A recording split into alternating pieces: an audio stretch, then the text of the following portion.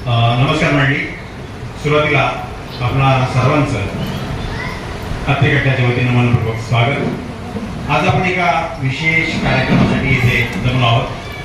आपला पूर्वनियोजित जो कार्यक्रम होता गीतांजली, रवींद्रनाथ टागोर यांच्या काव्यसंग्रहाचं जे रसग्रहण करणार होते श्रीकांत पटवर्धन, परंतु काही अपरिहार्य कारणामुळं त्यांना येणं शक्य झालं नाही आणि आजचा कार्यक्रम थोडा पुढे ढकलावा लागला. आणि पण आज संधी साधून आम्ही ठरवलं कार्यकर्त्यांनी का कार्यक्रम जर व्हायलाच पाहिजे आणि कार्यकर्त्यांनी एकत्र येऊन विचार केला का आपल्या नागरिकांना बोलवायचं, त्यांच्याकडनं आपल्या मुलाखतीच्या आधारे त्यांच्याकडनं सगळी त्यांची जी माहिती, त्यांचं जीवनचरित्र जाणून घ्यायचं. आणि ही संधी आज साधली आणि आपण सर्वांना आव्हान केलं की आपण म्हणून शोभाताई नागरे या आमच्या कुठल्या क्षणाला त्वरित धावून येणाऱ्या अशा वक्त्या आहेत. खरं म्हणजे त्यांचं अतिशय प्रेम या अत्तेकट्ट्यावरती आहे. नेहमीच आम्हाला साथ देतात. यापूर्वी असेच आमच्याकडनं म्हणजे घटना घडलेल्या होत्या. आम्ही ताईंना फोन केला, ताईंनी क्षणाचा विलंब न लावता एक त्वरित अतिशय चांगला वक्ता आम्हाला उपलब्ध करून दिला. ताईंनी स्वतःच त्याची मुलाखत घेतली. खूप छान कार्यक्रम तो रंगला होता. अशा प्रकारे 2-3 प्रसंग आमच्या आले, पण ताईंनी त्याला आम्हाला तारून नेलं. ताईची खरोखर मनपूर्वक आम्ही आभार मानतो. दुसरं, आज ताईंना सगळी खूप गेस्ट पण आले होते, पाहुणे आले होते. या बिझी शेड्यूलमधनं ताईंनी येण्याचं मान्य केलं आणि ताई या आजच्या कार्यक्रमाला उपस्थित असतात. मध्यंतरी ताईंनी सुवर्णाताई कागल भेसास यांची मुलाखत आधारित त्यांचं पुस्तक इथं आहे. असे छान छान कार्यक्रम ताईंनी आम्हाला दिलेले आहेत. तर ताईंची ओळख करून देण्यापूर्वी, म्हणजे बहुतेक सगळेजण ओळखच ताईंना, तरी पण जे काही ओळखत नसतील किंवा त्यांची ओळख त्यांना माहीत नसेल ती मी थोडक्यात ओळख करून देतो. ताई ह्या संस्कृत आणि मराठीतून पदव्युत्तर पदवी म्हणजे MA पास झालेल्या आहेत. पदवीमध्ये म्हणजे MA BAला मुंबई विद्यापीठातून त्यांचा 3य क्रमांक आलेला आहे. त्यांना लोटेस फाउंडेशन स्कॉलरशिप प्राप्त झालेली आहे. 100 गुणांचे जे संस्कृतमध्ये ज्यांना मार्ग मिळवायचे पेपरमध्ये, अशा 12 वर्ष त्यांनी संस्कृतच्या विषयात त्यांनी विद्यार्थ्यांना मार्गदर्शन केलेलं आहे. The central school for the डेफ या कर्णबधिर मुलांच्या शाळेतून त्या मुख्याध्यापिका म्हणून प्रतिनिधी सेवेतून निवृत्त झालेल्या आहेत. त्यांना अनेक प्रकारचे पारितोषिक मिळालेले आहेत, वेगवेगळे ट्रॉफी मिळालेल्या आहेत. त्यातला थोडाफार मी तुमच्या माहिती एक्झाम देते. NCERT दिल्लीचा त्यांना राष्ट्रीय पुरस्कार प्राप्त झालेला आहे. हिंदी विज्ञान साहित्य परिषदेचा अहिंदी भाषिक पुरस्कारही त्यांना प्राप्त झालेला आहे. कर्तृत्ववान महिला महापौर पुरस्कार त्यांना 2009 साली प्राप्त झालेला आहे. नागरिकताई नामांकित व्यक्तीच्या मुलाखती, स्तंभलेखन, साहित्यिक सांस्कृतिक कार्यक्रमाचे सूत्रसंचालन, सुगम संगीत मैत्रीचे आयोजन करतात. आणि एक शेवटी आणि अतिशय महत्त्वाचं त्यांना अवॉर्ड मिळालेलं आहे. त्या काळामधल्याशिवाय तुम्हाला राहूच राहणारच नाही. आदर्श शिक्षिका म्हणून त्यांना राष्ट्रपती पुरस्कार प्राप्त झालेला आहे 2013 साली. अशा या भाऊ असलेल्या गाठा आपल्याला प्राप्त झालेल्या एक प्रश्नावली स्वरूपातून त्यांची माहिती आपण जाणून घेणार आहोत. शोभाताईंचा पहिला कार्यक्रम 2017 साली आपल्या इथे सुरू झाला. 17 ते जवळजवळ 9 वर्ष ताई आपल्या ह्या अत्तेकट्ट्याला जॉईन आहे. 2017 नंतर बघा वेगवेगळ्या कार्यक्रमासाठी ताईंच्याकडे भरपूर कार्यक्रम असतात, भरपूर कार्यक्रम त्यांच्याकडे असतात. कुठलाही कार्यक्रम सांगितला, पावसावर, एखाद्या राष्ट्रीय पुरुषावर, सणांवर, उत्सवावर, तर ताई अगदी विनाविलंब येतात, भरपूर माहिती देतात, सगळ्यांचं मनोरंजन होतं आणि सगळ्यांना तो कार्यक्रम आवडतो. विशेष म्हणजे त्याचा कार्यक्रम सगळ्यांना आवडतात. कार्यक्रम न आवडणारी व्यक्ती अजून मला तरी भेटली नाही. आणि याच आवडीपोटी, याच प्रेमापोटी आम्ही ताईंना मोठ्या आग्रहाने, मोठ्या यांनी प्रेमाने त्यांना बोलतो आणि ताई आमच्या प्रेमाला नेहमीच प्रतिसाद देत असतात. अशा ताई मध्यंतरी आम्ही ताईंच्याबरोबर कोकण दौरे केलं आणि समजा निंदळे गावी गेलो होतो. त्या ठिकाणी जाताना ताई आमच्याकडे होत्या. तिथल्या 5 शाळांना आम्ही व्हिजिट केली. 5 शाळांना त्या ताईंनी विद्यार्थ्यांना अतिशय चांगल्या प्रकारचं मार्गदर्शन केलं. सकारात्मक दृष्टिकोन कसा असावा, अभ्यासात प्रगती करता येत नसली काय करावं, कॉन्सन्ट्रेशन कसं असावं, या विविध विषयावर त्यांनी विद्यार्थ्यांना मार्गदर्शन केलं. खूप छान दौरा झाला, खूप यशस्वी दौरा झाला. अशा प्रकारे आमच्याबरोबर येऊन ताई आम्हाला नेहमी साथ देत असतात. ताईंचे विविध लेखन आहे. विविध पुस्तकं त्यांनी लिहिली आहेत. आता त्यांचं नुकतं अलीकडे अद्रकवाली चाय किंवा सांग ना गाई असे बडबड गीतं बालगीतांचं दिव्य भरारी असे अनुभवावर आधारित पुस्तक असे ताईंचं अनेक प्रकाशन आहेत, अनेक पुस्तकं आहेत. आजही त्यांनी काही अद्रकवाली चाय आणि सांग ना गाई ही पुस्तक आपल्या माहितीसाठी आणलेलं आहे. ज्यांना कोणी घ्यायचं असेल ते नंतर घेऊ शकता. आता जास्त या वेळ नाही घालता शेवटी सांगतो त्या ताईंचा स्वभाव प्रेमळ आणि परोपकारी आहे. त्यांना त्यांचे पती श्री विजय नागरेजी इथे आले आहेत. ते त्यांना नेहमी साथ देत असतात. कुठलीही अडचण असो किंवा कुठल्या गरीब विद्यार्थ्यांना मदत असो, कुठली संस्था असो, ताई अगदी सरळ असे मदत करत असतात. एक ताईंच्याच मार्गदर्शनामुळे आम्हाला विरार जवळ जे जे आहे ताई आधार या संस्थेला मदत करण्याची संधी मिळाली. वेळोवेळी आम्ही त्या ताई आधाराला आमच्या अठरे कट्ट्यामार्फत जवळजवळ 2-2.5 लाखाच्या पुढे आम्ही मदत केली आहे. पुस्तकं, छत्र्या, कपडे, धान्य, स्क्रॅच अशा विविध मार्गाने. पण या मार्गदर्शक ताईंचं होतं. ताई मार्गदर्शक तर आहेच, त्यांच्या मार्गदर्शनामुळे आम्हाला ती संधी मिळाली सेवा करण्याची. त्याबद्दल ताईंचे मानवाला तेवढे आभार आहे.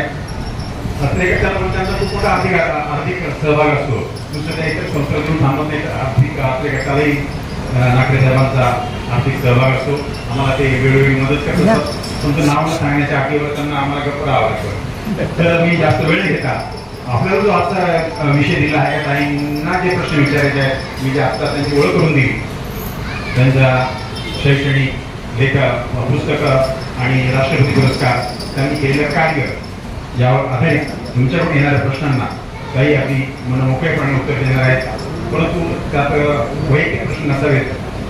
ज्यांना कोणाला प्रश्न विचारायचे असतील त्यांनी या समोरच यायचं आहे, व्यासपीठासमोर यायचं आहे, प्रश्न विचारायचा आहे.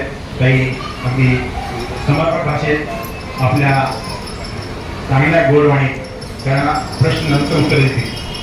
कार्यक्रमाची सुरुवात करण्यापूर्वी मीच पहिला प्रश्न त्यांना विचारतो, म्हणजे खरं आपण कार्यक्रमाला सुरुवात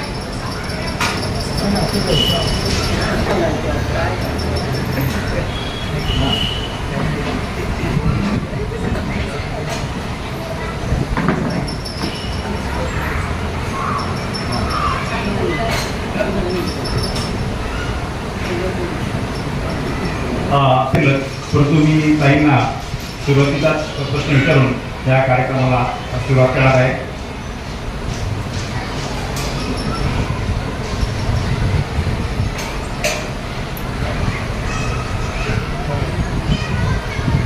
ताई, राष्ट्रपती पदक विजेता आपण आहात, परंतु आपल्या या सुरुवातीच्या बालपणाच्या काळात तुम्ही जाणार आहे. तर आपल्या बालपणातील कोणती आठवण आजही काय आपल्याला प्रेरणा देते ते सांगू शकाल का?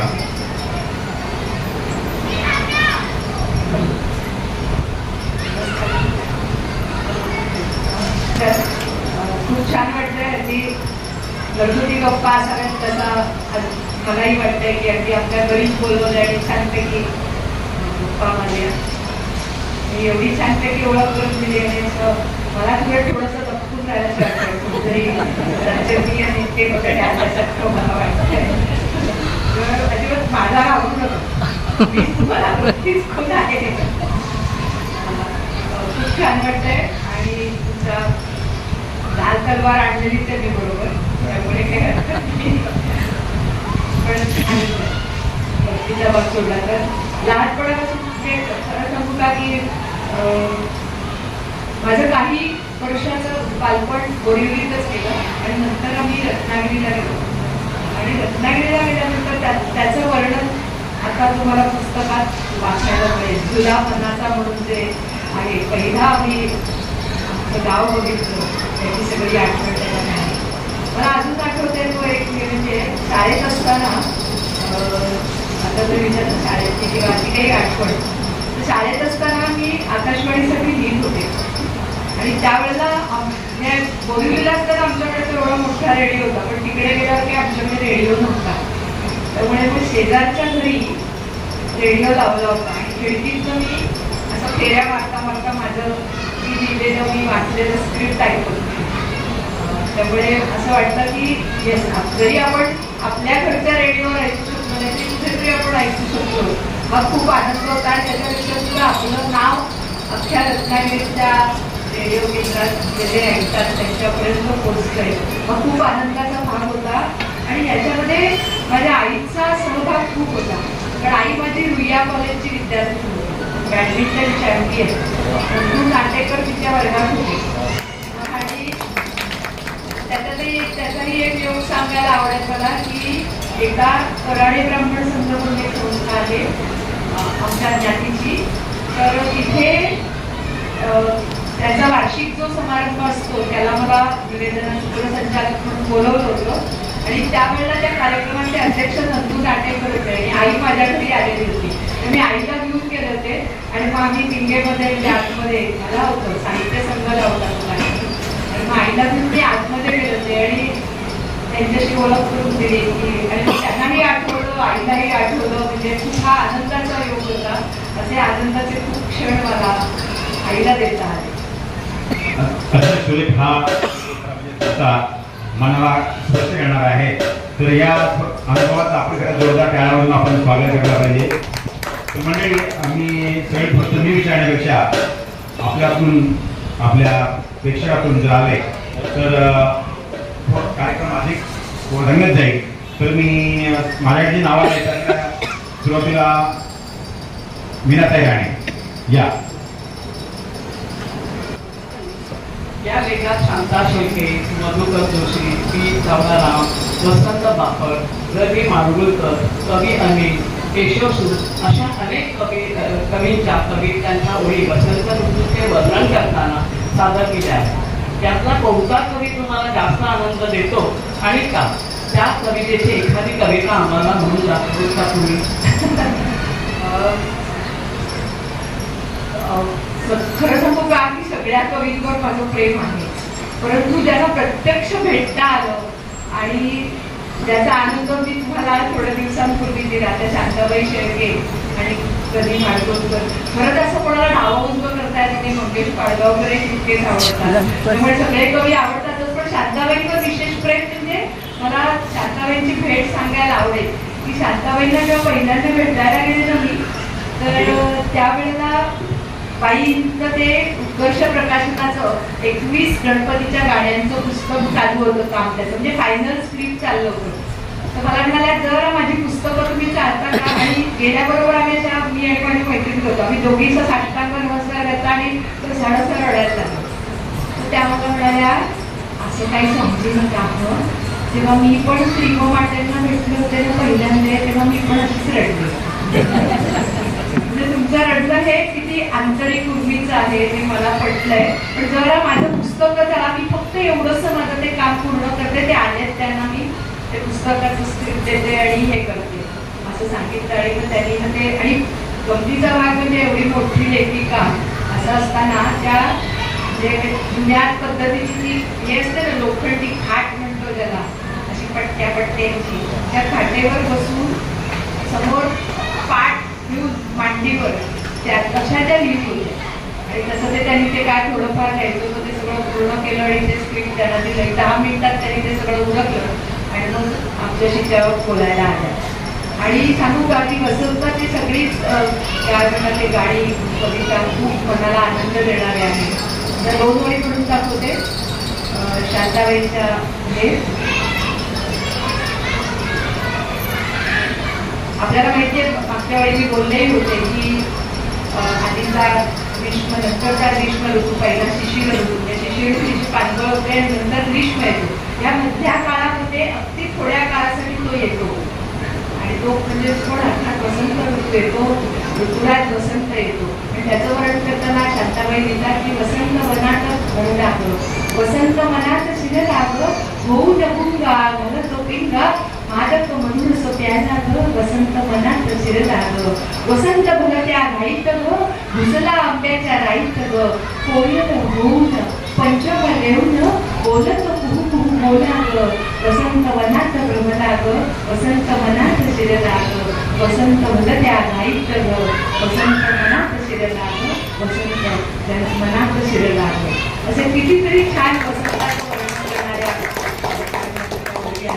त्या खूप आनंद देतात आणि प्रत्येकाचा एक काय म्हणतात वेगळा, भावना वेगळी, सत्य दाखव वेगळं, त्यामुळे ते सगळं छान वाटतं वाचायला. आणि लहानपणापासून तो संग्रह करायची एक हौस आहे.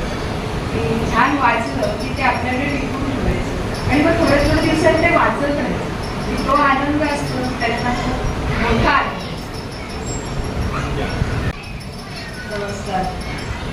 नमस्कार. मी टाईमचं संजीवनी मराठीचं पुस्तक असतं व्यक्तित्व आणि कर्तृत्व खूप सुंदर बायोग्राफी त्यांनी ती लिहिलेली आहे. तर मला विचारायचं आहे की तुम्हाला त्यांच्याबद्दल का लिहावंसं वाटतं आणि त्यांची एखादी कविता माझ्या मुखोद्गत नाही आहे त्यातलं हवं तर पुस्तक आणलंय मी त्यातलं वाचू शकेन. हो. एवढं हा चालेल. मी आधी हे सांगते की ते का लिहिलं ते सांगते की जेव्हा मी सेवानिवृत्त झाले त्यावेळेला माझा एक मित्र होता म्हणावं लागतंय दुर्दैवाने. मनोज आचार्य नावाचे माझा मित्र होता. जो चित्रकार होता, संपादक होता, गानसेन होता आणि संगीत मर्मज्ञ होता. आणि त्याचं नेहमी मला सांगणं असं असायचं की शोभा त्याचा शब्द सांगते तो नेहमीचा फुटकळ लेख लिहित जाऊन. म्हणजे तेव्हा मी 12 वर्ष जवळजवळ चतुरंग पुरवणीत लिहित होते. तर त्याचं म्हणणं असं होतं की बरोबर आहे की ज्यावेळेला दैनिकात किंवा वर्तमानपत्रात लिहिलं जातं तेव्हा त्याला 1 दिवसाचं अर्थात 2 दिवसाचं 4 दिवसाचं आयुष्य असतं. पण जेव्हा आपण पुस्तक लिहितो तेव्हा ते आपण संपलो तरी ते पुस्तक माणसांच्या आठवणीत वाचनात राहतं. त्यामुळे तो नेहमी मला म्हणायचा की तुझ्यामध्ये क्षमता आहे. कारण तो उत्तम संपादक होता. त्याच्यामुळे त्याला जाणीव होती की मी काय लिहू शकते याची. आणि म्हणून त्याने मला सांगितलं की त्याने मला 2-3 विषय दिले होते पण बाकीचे विषय माझ्या हवाक्याच्या पलीकडे होते. त्याला प्रचंड अभ्यास करायला लागणार होता आणि त्याच्यासाठी दादरपर्यंत जायचं, वाचनालयात बसायचं, एवढा वेळ काढायचं, एवढं काही मला शक्य नव्हतं. मग त्यातल्या त्यात तो म्हणाला की संजीवनी मराठीबद्दल आजवर एकही पुस्तक मराठीत नाहीये. ते त्यांनी लिहिलेली पुस्तकं आहेत ती सुद्धा दुर्मिळ झालेली आहेत. तर तू त्यांचं जर लिहिलंस आणि ती खूप वेगळी कवयित्री म्हणजे गायिका कवयित्री आहे आणि खूप त्या काळात ती बंडखोर आहे वृत्तीने असते तर तू त्याच्यावर लिहावंस असं मला मनापासून वाटतं. आणि परंतु त्याच्या अपेक्षेत जसं होतं तसं माझ्याकडनं उत्तरं नाही कारण त्याने त्याच्यावर संस्कार करू शकला नाही. तो कारण तो आजारी झाला आणि त्याच्यातच तो आज नाही आहे मनोज माझा मित्र. त्याचंही मध्यंतरी पुस्तक प्रकाशन झालं त्या पुस्तकाचं. त्याच्यातही मी लेख लिहिला आहे त्याच्यावरती. त्याने आतापर्यंत सांगते 2,500 ते 3,000 पुस्तकांची मुखपृष्ठ केलेली आहे. मुखपृष्ठ आणि त्याच्यामध्ये मॅजेस्टिकची 1,500 केलेली. त्याने भटकंती, मैत्रीण अशासारख्या मासिकांचं अनेक वर्ष संपादकत्व केले. त्याने कदंब नावाचा दिवाळी अंक काढला होता. तो 10 वर्ष त्याने स्वतःहून चालवला. म्हणजे स्वतः पैसे गुंतवायचे आणि करायचं असं म्हणून. आणि त्याला जवळ 17 ते 18 पुरस्कार मिळाले. आणि तो पहिलाच विषय त्याने मृत्यू हा केला होता. त्याच्यावर तो म्हणजे वेगळंच रसायन होतं मनोज आचार्य हा म्हणजे म्हणून त्याचं म्हणजे त्याच्यावर लेख लिहिला तेव्हा त्याच्यात पहिलंच वाक्य असं लिहिलं की काही माणसांच्या पायाचं तीर्थ प्यावं इतकी ती भावोत्कट माणसं असतात. त्याच्याप्रमाणे तो माझा मित्र होता. तो अविवाहित होता. कांदा लसूण खायचा नाही. स्वतः उत्तम वल्लवाचार्य होते आचार्य होता. स्वतः स्वयंपाक बनवायचा आणि कांदा लसूण न वापरता सुद्धा जेवण कसं उत्तम प्रकारे म्हणजे आता जे ह्या सीझनला जी ह्याची भाजी ना शेवळं काकडं ती भाजी तो उत्तम बनवायचा. आणि तो मला एकदा खाऊ घालणार होता पण ते राहून गेलं तर तो विजारला राहायचा. आणि 7 वाजता येतो सांगितलेला असेल तर तो 6:45ला घरी हजर असायचा. इतका तो एवढ्या लांब येऊन सुद्धा वेळ पाळणारा होता. आणि हे त्याच्यावरचं पुस्तक आहे. आणि सांगायला आनंद होतो की या पुस्तकाला मला 2 पुरस्कार मिळाले.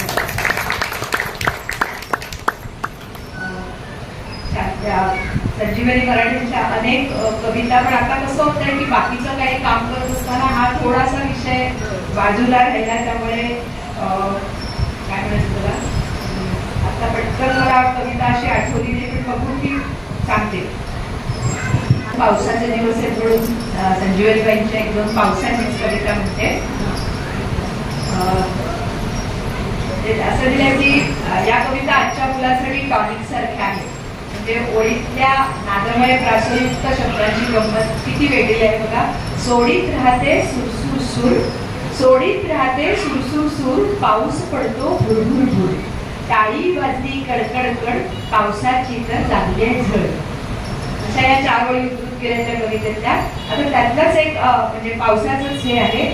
उन्हाळ्यात म्हणजे काय म्हणतात की या पावसाचं आणि ढगांचं नाटक कसं असतं, अगदी अतूट असतं. ढग आले कवितेतला तो आईशी बोलतोय, आई बघ आकाशात ढग आले काळे काळे, कुणी अस्वला एवढे कुणी हत्ती एवढाले. पुढे त्या मुलाला वाटतंय की उन्हाळ्यात का गं त्यांना मोठे ठेवलं कोंडून, जे त्या सगळ्या अस्वल हत्तींना उन्हाळ्यात का गं त्यांना ठेवलं होतं कोंडून, चहूकडून हे आले दरवाजे का फोडून. आई आई आवाज हा येतो ढोल नगाऱ्याचा, आभाळात माजेल का धुमाकूळ लढाईचा, चंद्र सूर्यांना हे सारे टाकतील का मारून, आई मग पडायचे कसे चांदणेही ऊन. असे अनेक प्रश्न काही विचारलेले आहेत आणि खूप छान कविता आहेत, वाचायला अजिबात हरकत नाही नक्कीच. आणि मुख्य म्हणजे त्या गायिका होत्या आणि त्या एवढ्या प्रसिद्धीला आल्या नाही त्याचं कारण त्यांनी दुसऱ्या कुठच्याही कवींचे शब्द गायले, फक्त स्वतःच्या कविता गायल्या. ते त्यांचं विशेष आहे. याकडे नाचूया याकडे हसूया ते त्यांचं आहे, किंवा आदरण आम्ही तुझी लेकरे तू सर्वांचा पिता हे त्यांचंच आहे. फक्त सांगते की करोनामध्ये मी तेव्हा मी दादरला राहत होते, त्यामुळे मुंबई मराठी संग्रहालय डॉक्टर अनिल अवचट आहेत, त्यांनी मला यांच्या सुनबाईचा नंबर दिला. संजीवनी मराठेंच्या सुनबाई सुहासिनी मराठे आणि त्यांचे चिरंजीव प्रताप मराठे, तेही मंगेश राणेंच्या ह्याच्यातलेच होते. ते पायलट ट्रेनिंग द्यायचे, म्हणजे पायलट असून सुद्धा ते ट्रेनिंग द्यायचे पायलट होण्यासाठी त्यांना, आणि नेव्हीमध्ये ते होते. अशा भरदार दिशा मोठ्या वयात सुद्धा आणि छान होते. तर त्या सुहासिनी मराठेच्या त्यांच्या स्नुषा, त्यांनी माझ्या बोलण्यावर विश्वास ठेवून, खरं तर आता हे कठीण विश्वासाचा ठेवलं, पण त्यांनी मला सगळ्या कविता मला ऑनलाईन पाठवल्या. त्यांच्या बरेचसे लेख ऑनलाईन पाठवले. एकदा आपण त्यांच्यासाठी तरी प्रतापजी मराठी गेले, आता त्यांच्या स्नुषा आहेत सुहासिनी मराठे. या संदर्भात एक काम तसंच तुम्हाला साळगावकरांचं ते लिहावं म्हणून तुम्हाला आमंत्रित केलं होतं. त्या बाबतीत काय घडलं तर पुस्तक का नाही आलं? Okay okay. मी बोरिवलीला शरद आणि सुप्रिया मराठे नावाचं एक दाम्पत्य, त्यांच्या सुप्रियाताई नाही आहेत आता, पण शरद मराठे आहेत. तर त्यांचं नवचैतन्य प्रकाशन म्हणून आहे, तर त्या प्रकाशनाबरोबर मी खूप काम केलं. म्हणजे अनेक गिरीश दापटे इथे बऱ्याच जणांना परिचित आहेत, त्यांचं जे अंबानींवरचं पुस्तक आहे त्याला मी निवेदन केलेलं आहे. वगैरे ते नवचैतन्याच्या बऱ्याच पुस्तक प्रकाशनाला मी निवेदन म्हणून सूत्रसंचालक म्हणून काम केलं आणि त्याचा रौप्य महोत्सवी कार्यक्रम झाला तेव्हाही केलाय. तर ज्या वेळेला ते केलं तेव्हा त्यांच्या मनात आलं की आपण कालनिर्णयकार ज्योतिर्भास्कर जयंतराव साळगावकर यांचं आत्मचरित्र करूया. आणि त्यावेळेला असं ठरलं की त्याचं शब्दांकन करायचं. म्हणून मी शाळा सुट्टी की रोज टॅक्सीत बसायचे आणि दादरला दादर पूर्वेच्या त्यांच्या ऑफिसमध्ये नेहमी जात होते. खूप दिवस गेले मी त्यांच्या ऑफिसमध्ये आणि त्यांनी मला बरंच काय काय सांगितलं, ते पटापटा मी लिहून घ्यायची वगैरे वगैरे. आणि ते असं बोलता बोलता म्हणजे लताबाईंनी कशी अपॉइंटमेंट घेतली माझी आणि मग ऑपरेशन कसं त्यांनी केलं करून घेतलं वगैरे असे अनेक संदर्भ, अगदी नारायण राणे असतील, उदयनाथ मंगेशकर असतील, अनेक मोठी व्यक्तिमत्व त्यांच्याबद्दल मला सांगितलं. पण मग मी लिहायला लागले की माझे थांबा ते नंतर घ्या असं करून काय झालं की बाकीचं आत्मचरित्र सगळं झालं तयार आणि ते माझ्या परीने ते सुसंगत पाठ लावून त्यांना मी दिलं वाचायला. ते म्हणाले इतकं त्यांना आवडलं. मला म्हणाले बाई काय छान लिहिता हो तुम्ही वगैरे वगैरे. पण म्हटलं अहो त्याच्यात जीव नाहीये अजून, म्हणजे तुम्ही व्यक्तिमत्व सांगितली नाही, तेवढ्या व्यक्तिमत्वाचा तुमच्याशी संपर्क झाला ती आली नाही अजून. हा ते करायचंय आपण. आणि असं करत असताना ते आजारी पडले आणि दुर्दैवाने गेले. मग त्यांचं जे चिरंजीव आहेत जयेंद्र, तर ते ऑफिसमध्ये असताना बघायचे, ते मग नेहमी यायचे मधूनच कधीतरी काहीतरी विचारायला. ते म्हणाले की आमच्या लिहिणारे बाई आहेत त्या लिहिणारे वगैरे असं काहीतरी गमतीशीर बोलायचे. आणि मग इतके ते गमतीशीर होते की बेल लावायचे गेले की आज बाईंना चहा हवा, आज बाईंना कॉफी हवी सांगायचे. मी काहीच बोलायची नसायची की ती बघत राहायची. इतके गोड हसायचे, असे कान खड्या पडायचे त्यांच्या गाण्याला आणि असे गमतीशीर होते. आणि गंमत पडे तुम्हाला की पुस्तक कधीच मला त्यांनी चहा कॉफी थोडंसंच द्यायचे, पण कधी तिला एक छोटीशी अशी स्टीलची वाटी असायची, त्याला पाववाटी फरसाणच असायचं बहुतेक वेळा, कारण मी शाळेत आलेले असायचे ना, तर ते मला द्यायचे. त्यांनी सांगितलंय मला असं द्यायचं आहे तुम्हाला आणि मग म्हणायचे की बाईंना असं हवंय वगैरे असं म्हणायचे. पण दुर्दैवाने काय झालं, मग ते नंतर म्हणाले की आपण हे पुस्तक करूया. म्हटलं पुस्तक करूया बरोबर आहे, पण त्याच्यात कोणी व्यक्तिमत्वच नाही, माणसंच नाहीये. माणसं हवीत ना त्याच्यामध्ये, की त्यांच्या आयुष्यात आलेली आहे. तर म्हटलं हे मला नाही बरोबर वाटत, माझ्याकडे आहे सगळं वाट, पण ते छापावं असं मला काही वाटत नाही. त्यामुळे ते दुर्दैवाने राहून गेलं. पण माझ्यासाठी तो एक आनंद योग होता की मी इतके वेळा म्हणजे त्यांच्याकडे त्यांना भेटण्यासाठी असं तात्काळ उभं राहणारी लोक मी बघितली किंवा त्यांची अपॉइंटमेंट मिळावी पण बघितली. त्यांचं कसं ऑफिस होतं ना, ते मंदिरासारखं होतं. भालचंद्र महाराज, श्रीधर बुवा, ते जे सगळे गुरु आहेत त्यांचे सगळे फोटो होते. देवाची म्हणजे गणपतीची, ते गणपती भक्त होते ना, तर गणपतीचा देवारा आणि असं ते घरात. आता आमच्या ऑफिसमध्ये छान असा धुपाचा सुंदर वास वगैरे असं, आणि बाहेरही गेल्या गेल्या ते चप्पल काढून आत जायचं लागायचं. म्हणजे मंदिरात जावं तसं त्यांच्याकडे जाणं होतं. मी त्याच्यात असा विचार केला की आपल्याला परमेश्वराने ह्या एवढ्या थोर व्यक्तिमत्वाबरोबर, कारण त्यांनी कसा झगडा करून थोर आले ते, त्याचे शब्दरंजन वगैरे शब्द कोणी करायचे वगैरे पहिल्यांदा, ते खूप त्यांना लॉस झाला. त्याच्यातनं ते कसे वर आले, अहोरात्र काम केलं या कादंबरीसाठी. तो ठोकताना त्याला काय म्हणतात, त्याला आखाडा असं म्हणतात त्याला, म्हणजे चौकट असते जी ती, तर ते त्यांनी मोठ्या प्रयत्नाने तयार केलं. तर मी असं म्हणायची माझ्या आयुष्यात हा भाग्ययोग आहे की त्यांच्यासारख्या व्यक्तिमत्वाबरोबर मला काय म्हणायचं सहवास मिळाला, त्यांचं बोलणं ऐकायला मिळालं. अनेक जणांच्या आठवणी जेव्हा मी ऐकल्या त्यांच्याकडे, किंवा नारायण राणे आले होते, मग मोठे मोठे नेते, आचार्य अत्रे, सगळी मोठी माणसं त्यांच्या ह्याच्यात होती, संपर्कात होती. ते मला छान ऐकायला मिळालं की माझ्या आयुष्याचं भाग्य. म्हणते पुस्तक आलं असतं तर दुग्ध शर्करा योग झाला असता, पण काही काही पुस्तकांचं हे असतं असं म्हणतात, तकदीर असतं. तसं माझ्या या आत्ता प्रकाशित झालेल्या 2 पुस्तकांचं अत्रे कट्ट्यांमुळे तकदीर खूप छान आहे सर. आणि मी आताच संजय शिंदे सर जे अष्टगंध प्रकाशनाचे आहे त्यांना मी सांगितलं की मी म्हटलं अत्रे कट्ट्या किती असं झालं, तर आपण पुस्तक प्रकाशन करत नाही, तर त्या सगळ्यांनी असं हातात धरून फोटो वगैरे काढले, म्हणजे नितीन जाधवांचा ना म्हटलं हा असं, म्हणजे छान वाटतं मला हे सगळं खूप असं. तसं त्या पुस्तकाचं होतं असं मला वाटतं. पण बाळ आहे माझ्याकडे अजून. आता एक खूप मोठमोठ्या व्यक्ती तुमचा संपर्क आला आहे, तर या आधारावर किंवा प्रश्न विचारा पुढे कोणी आदित्य या. आपण संस्कृतमध्ये BA MA केलेलं आहात, तर ते संस्कृतमधून करावं अशी प्रेरणा, म्हणजे प्रेरणा आपल्याला कशी आली. आणि जर कोणाला करायचं असेल तर त्याने बेसिक 8वीपासून संस्कृत करायला पाहिजे की 12वी नंतर वगैरे घेता येतं होतं. खरं सांगू का की मला संस्कृत करायचंच नव्हतं. म्हणजे मी हिंदी हा विषय घेऊन BA करायचं, म्हणजे त्याच्यामुळे काहीतरी मला उपयोग होईल असं माझ्या डोक्यात होतं. 6 महिने मी हिंदीच्या वर्गात बसले. म्हणजे आमचे सर होते ना, कपडे शिकवायचे, जरा हसायचे नाही. म्हटलं कसं आपण याला 2 वर्ष तयार करायचं, सोडून देऊया. 6 महिन्यानंतर मी विषय बदलला. म्हणजे हिंदी मला खूप आवडतं हिंदी, परंतु मग ते मी म्हटलं बदललं आणि मी संस्कृत मध्ये करायचं ठरवलं 6 महिन्यानंतर. असा योग झाला आयुष्यात, ती गंमतच आहे ती म्हणजे. आणि तुम्ही जे म्हणालात ना की डायरेक्ट कॉलेजमध्ये संस्कृत घेऊन करायचं, पण ते खूप कठीण जातं. अशासाठी की जेव्हा 8वी 9वी 10वी 3 वर्ष जेव्हा संस्कृत येतं ना, त्यावेळेला बेसिक जे ग्रामर आहे, कारण सगळं व्याकरणावर आधारित आहे संस्कृत हे.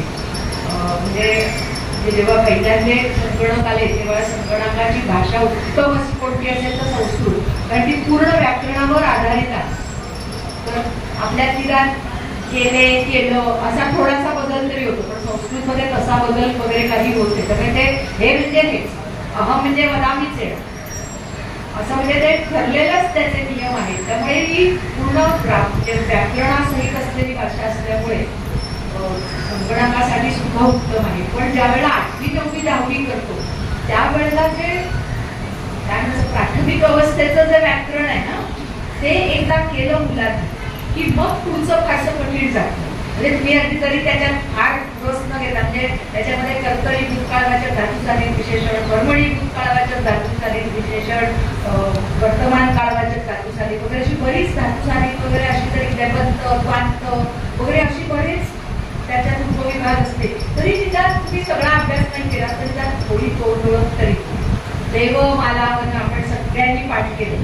देव हा देव, देवा प्रथमा, देव देव देवान द्वितीया, हे जे पाठ केलंय ना ते त्या वयातच झालं पाहिजे. आणि ते ज्या वेळेला तुमची पार्श्वभूमी किंवा जेव्हा हे बैठक असते ना व्याकरणाची थोडीशी जास्त नाही झाली तरी कानावर गेलेलं असलं पाहिजे की आकारांत पुल्लिंगी, आकारांत स्त्रीलिंगी हे माहिती पाहिजे. म्हणजे मला अजून आठवतं की जेव्हा 10वीत माझ्याकडे मुलं यायची ना त्यावेळेला बाळांनो मला सांगा आकारांत शब्द म्हणजे काय, सगळे काय नाही बघत राहायचे. कोणालाही आकारांत म्हणजे काय माहिती नसतं. म्हणजे माला किंवा गाला किंवा असं जे आपण आ शेवटी असतो त्याला ती जर स्त्रीलिंग असेल तर स्त्रीलिंग, पुल्लिंग असेल तर पुल्लिंग असं ते म्हणतात. हेही मुलांना माहिती नसेल. म्हणजे ह्या ज्या बेसिक गोष्टी आहेत ह्या मुलांना आत्ताच्या म्हणजे 10वीच्या पर्यंतच्या मुलांना ह्या गोष्टी मुळात माहिती नसतात. ते फक्त ते कॅरी फॉरवर्ड करायचं, आलाय पाठ करायचं जायचं एवढंच माहिती असतं. पण ह्या ज्या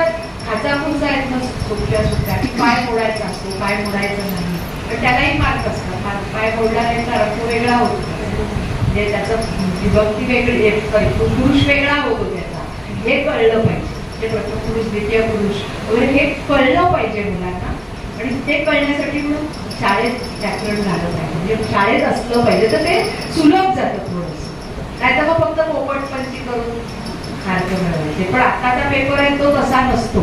आताचा पेपर असतो तो खूप स्वतः लिहिण्याचा असतो आणि स्वतः व्यक्त होण्याचा असतो. त्यामुळे त्याच्यासाठी व्याकरणाचा पाया हवा. खूप छान छान प्रश्न विचारतात सगळ्यांनी, खूप तयारी करून आलेले आहेत. त्या सगळ्या प्रश्न विचारण्यासाठी आपण जोरदार टाळा होतो. एकदा छान प्रश्न विचारतायत, काही पण छान उत्तर देत आहेत. तर आरतीताई साडी छान आहे दिसली पाहिजे. माझा प्रश्न म्हणजे तुम्ही घ्यायला बसता तेव्हा तुम्हाला सुचलेल्या समोर बसता की तुम्ही बसल्यावर तुम्हाला सुचतं की तुम्हाला काय सुचतच असतं? मुळात म्हणजे मी आधी काही अशी काय लेखिका किंवा असं काही नाही. मी आपली साधी पहिलं गृहिणी म्हणून आहे. त्यामुळे खरं सांगू का, घरातले सगळे व्याप सांभाळून जेव्हा वेळ मिळेल तेव्हा मी हे पुस्तक वाचून समजले. आणि तुम्ही माणसांना म्हणजे अंतरंगामध्ये शिरून वाचता आणि मग ते लिहिता, असं तुमचं ते पुस्तक वाचून लक्षात आलं. म्हणजे खूपच म्हणजे किती माणसं तुमच्या आजूबाजूला कुठलाही असू दे, मोठ्या असू दे, छोट्या असू दे, साध्या असू दे, अजून टाकला बसलेली असले तरी त्याच्यावर तुम्ही लिहू शकता. हे म्हणजे माझा हा प्रश्न नाही, हे माझं उत्तरच आहे. आणि दुसरं मला एक अजून एक असं विचारायचं की तुम्ही लिहिण्याचा किंवा देण्याचा तुमचा जो हात आहे तो वारसा कोणाकडून घ्यावा? देण्याचा म्हणजे देणं म्हणजे तुम्ही जे हात सगळ्या हाताने असं मदतीचा किंवा असा जो मला खूप उत्सुकता आहे.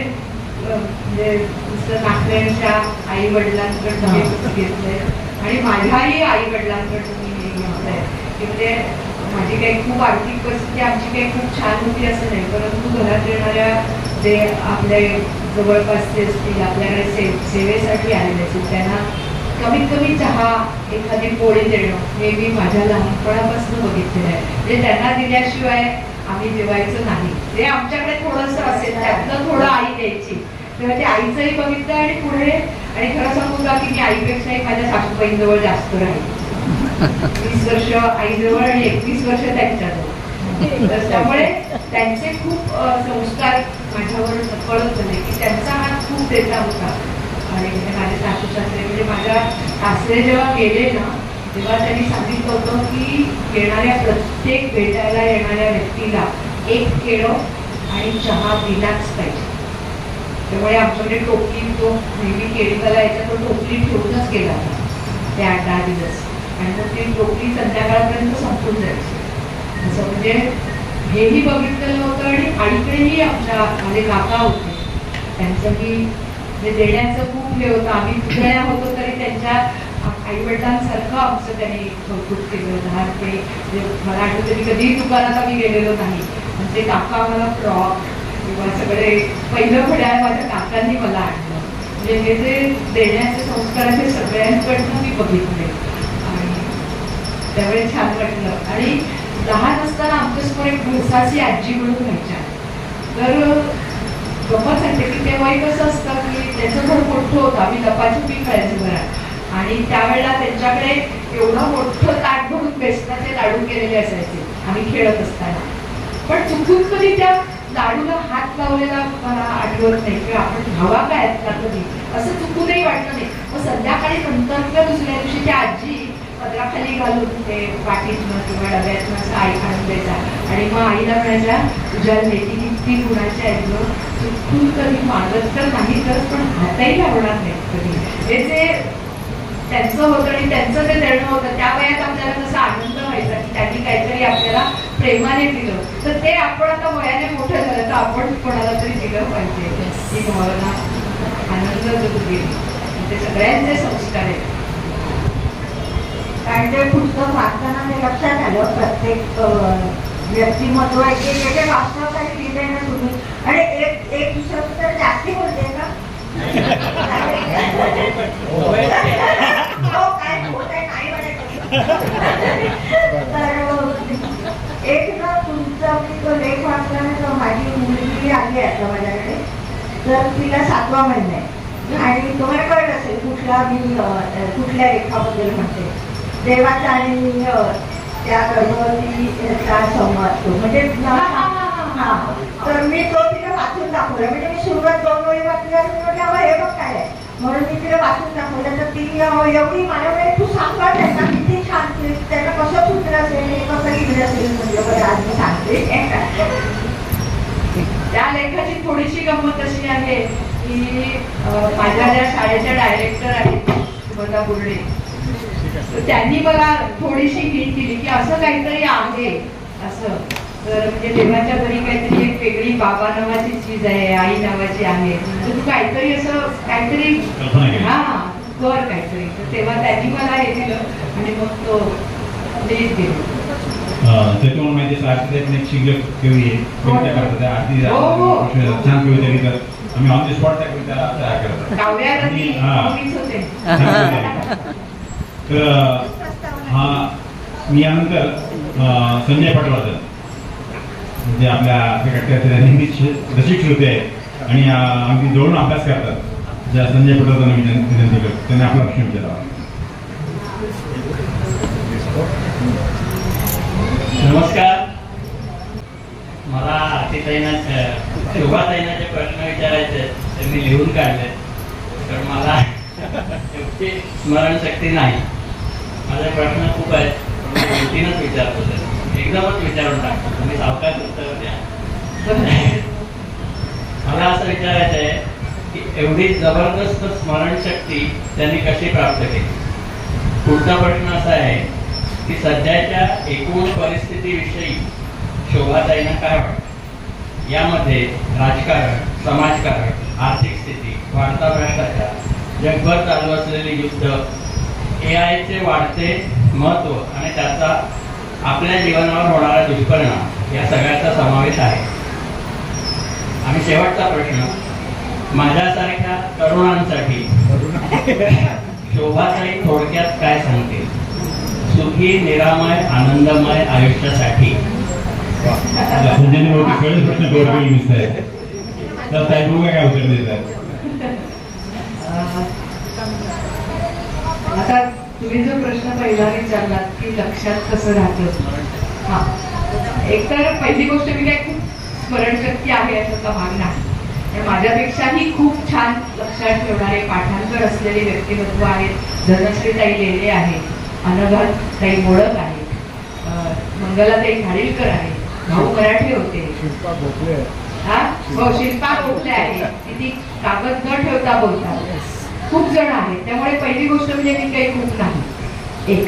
आणि दुसरी गोष्ट म्हणजे असं म्हणतात ना की आवड असते की सवड होते आणि मग निवड होते आणि मग आपण त्याच्यातून खूप छान प्रयत्न करतो. तसं माझ्याकडे नेहमी असे छोटे छोटे झेरॉक्स आपण करतो की त्याची पाठकोरी काढतो असते ना, किंवा जाहिराती येतात पेपरमध्ये एका बाजूला कोऱ्या असलेल्या, त्याच्यावर मी लिहिते. आणि ते रस्त्यातनं आता समजा सकाळी नॅशनल पार्कला फिरायला जाते तेव्हा माझ्याकडे ते असं हातात कोणाला दिसत नाही, एवढंच असतं ते, आणि मला चष्मा न लावता वाचता येतं, त्याच्यामुळे मी वाचू शकते. आणि मी आता म्हणजे काय म्हणतात ते सातत्याने काहीतरी एखादा पाठ करत असते. आणि मग मुख्य म्हणजे त्याच्यापेक्षाही नंतर मी माझ्या दृष्टीने त्याची अंताक्षरी खेळते. माझी म्हणजे जेवण झाल्यावर जेव्हा फेऱ्या मारते त्यावेळेला मी माझ्या मनाशी अंताक्षरी करते. मग त्याच्यामध्ये संस्कृत सुभाषित कधी असतात, कधी कविताही असतात. आता मने झाले न झाले असेल तर मग नने बोलणारी कविता म्हणायची, कडवं म्हणायचं, असं आपलं आपल्याला. आणि मग तेव्हा जर आठवलं नाही मग कसं आठवायचा प्रयत्न करायचा, मग म्हणजे हात जाऊन बघायचं की काय होते, असं करत वाढवायचा प्रयत्न करते. आणि मुख्य म्हणजे आपण शेवटपर्यंत बुद्धी शाबूत राहावी असं सारखं वाटत असतं नाही का आपल्याला, तर म्हणून मग मी सारखं रिवाईज केलं की छान वाटतं. तुमचा प्रश्न होता की सध्या परिस्थिती आजच्या परीक्षेबद्दल. म्हणजे आता जेव्हा मी आता राणेकाकांच्या गावाला पण मी जेव्हा गेले होते त्यावेळेला मी बघितलं तर मुलांना आता इतकं नवीन पिढीला म्हणजे मोबाईल ऍडिक्ट होणं हे म्हणजे इतकं झालंय की म्हणजे कालचीच त्या परवाचीच गोष्ट सांगते की आमच्या इथे एक फॅमिली आहे, त्यांना मी काहीतरी द्यायला गेले होते. त्यांच्याकडे त्यांच्या मला ओळखणार आहे, परंतु तो मुलगा असा एक 17-18 वर्षाचा असेल तर त्याने दारू पडलं आणि तो असं आभाळाकडे बघत राहिला. आता मी आले दारात तुमच्या, तर तुम्ही ऍटलिस्ट विचारायला हवं ना. आणि मी ओळखते त्याला, तो मला ओळखतोय, तर तो आभाळाकडे बघत राहील, काही बोलला नाही, काही. म्हटलं मग मी सांगितलं मला कोणाला म्हणजे घराची जी मालकीण होती तिच्याशी मला काम होतं ना, तर जरा त्यांना बोलवा. तेव्हा तो आत गेला आणि मग सांगितलं कोणतरी आहे. म्हणजे साधं कम्युनिकेशन जे असतं ना ते पण आता ह्या जे आत्ममग्न जे हल्ली ऑटिझम म्हणून ते म्हणतात तसा प्रकार मला हल्ली सगळीकडे वाटायला लागला की असं होतं की काय, म्हणजे त्याच्यात कसं आत्ममग्न असतात तर ते मोबाईलमुळे आता इतकं म्हणजे काय म्हणायचं झालंय की मुलं बोलतच नाही काहीच, शाळेतली पण नाही. उत्तर दिल्या म्हणजे प्रश्न विचारल्यानंतर उत्तर देणं. म्हणजे ह्या वेळेला मी गेली 3 वर्ष डेरवडला जाते तिथल्या शाळेमध्ये प्राथमिक आणि माध्यमिकच्या मुलांबरोबर बोलायला. काहीतरी ठरवून ते मला विषय देतात शाळा आणि ते मी तयार करून जाते बोलायला. तर ह्या वेळेला विषय असा दिला होता त्यांनी की पालक आणि शिक्षकांप्रती असलेलं आदर आणि कृतज्ञता असा विषय मला दिला होता. आणि तो बोलल्यानंतर खोटं वाटेल पण लाईट लागली मुलांची बोलायला. काय ते व्हिडिओ आहेत, मी राणेकाकांना मी मंगेश राणेंचं उदाहरण दिलं होतं त्याच्यात की आई वडिलांना धरून राहणं, आई वडिलांबद्दल असलेलं प्रेम याचं मूर्तिमंत उदाहरण मी बघितलं. मीनाताई पहाटे 3 वाजता कसा स्वयंपाक करतात, डबा करतात त्याच्यामध्ये दादांसाठी, हे मी सगळं तिथे सांगितलं. आणि त्यावेळेला म्हणजे 1-2 मुलं तर मला आठवतंय की असे डोळे भरून आले होते, रडायलाच बाकी होतं. म्हणजे एखादा मी प्रश्न विचारत होते ती रडलीच असते की आमचं आता चुकलंय, आम्हाला हे सुधारायचंय, आम्हाला काय म्हणायचं त्याला वाईट वाटतंय, आम्ही जे वागतोय हे बरोबर नाहीये वगैरे. म्हणजे मुलांना हे सांगण्याची गरज आहे असं मला तुमच्या ह्या प्रश्नावर सांगावंसं वाटतं की तरुण मुलांना इव्हन कॉलेजमधल्या सुद्धा शाळेतल्या, मी आता साठे कॉलेजमध्ये गेले होते, विल्सनमध्ये गेले होते, भवन्समध्ये गेले होते, ठाकूर आर्किटेक्चर कॉलेजला गेले होते, ते मुलं कोणी बोलतच नाही. प्रश्न विचारल्यानंतर नाव सांगताना सुद्धा पुरेवाट होते, म्हणजे बोलायचंच नसतं काही. ही जी आहे ना, ते आता 3दा मी गेल्यानंतर मला तिथे डेरवणला यश आलं की जे हवं होतं मला की तुला बोलली पाहिजे. आणि त्यांनी एका मुलीने तर आढावा घेतला की तू पहिल्या वर्षी काय सांगितलं होतं, दुसऱ्या वर्षी काय सांगितलं होतंस, आणि मग म्हणाले हे आमच्या छान लक्षात राहिले, हे छान लक्षात राहिले.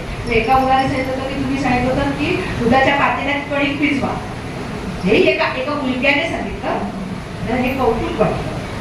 तर हे बदलायचे तर ते काहीतरी मॉडल होण्याची, किंवा आता आपण जे सध्या पुण्याचं प्रकरण ऐकतोय, चेतन प्रकरण किंवा कोणतंही असेल, त्यामध्ये बेदरकार वृत्ती इतकी वाढते ना. कारण याचं कारण सांगते, ते मला वाटलेलं कारण सांगते की तुम्ही जर, आणि आता मी ह्याच्या स्वाधारच्या मुलींशी बोलायला गेले होते. स्वाधार म्हणून एक संस्था आहे की जी आर्थिक निम्नस्तर असलेल्या मुलींसाठी काम करणारी आहे.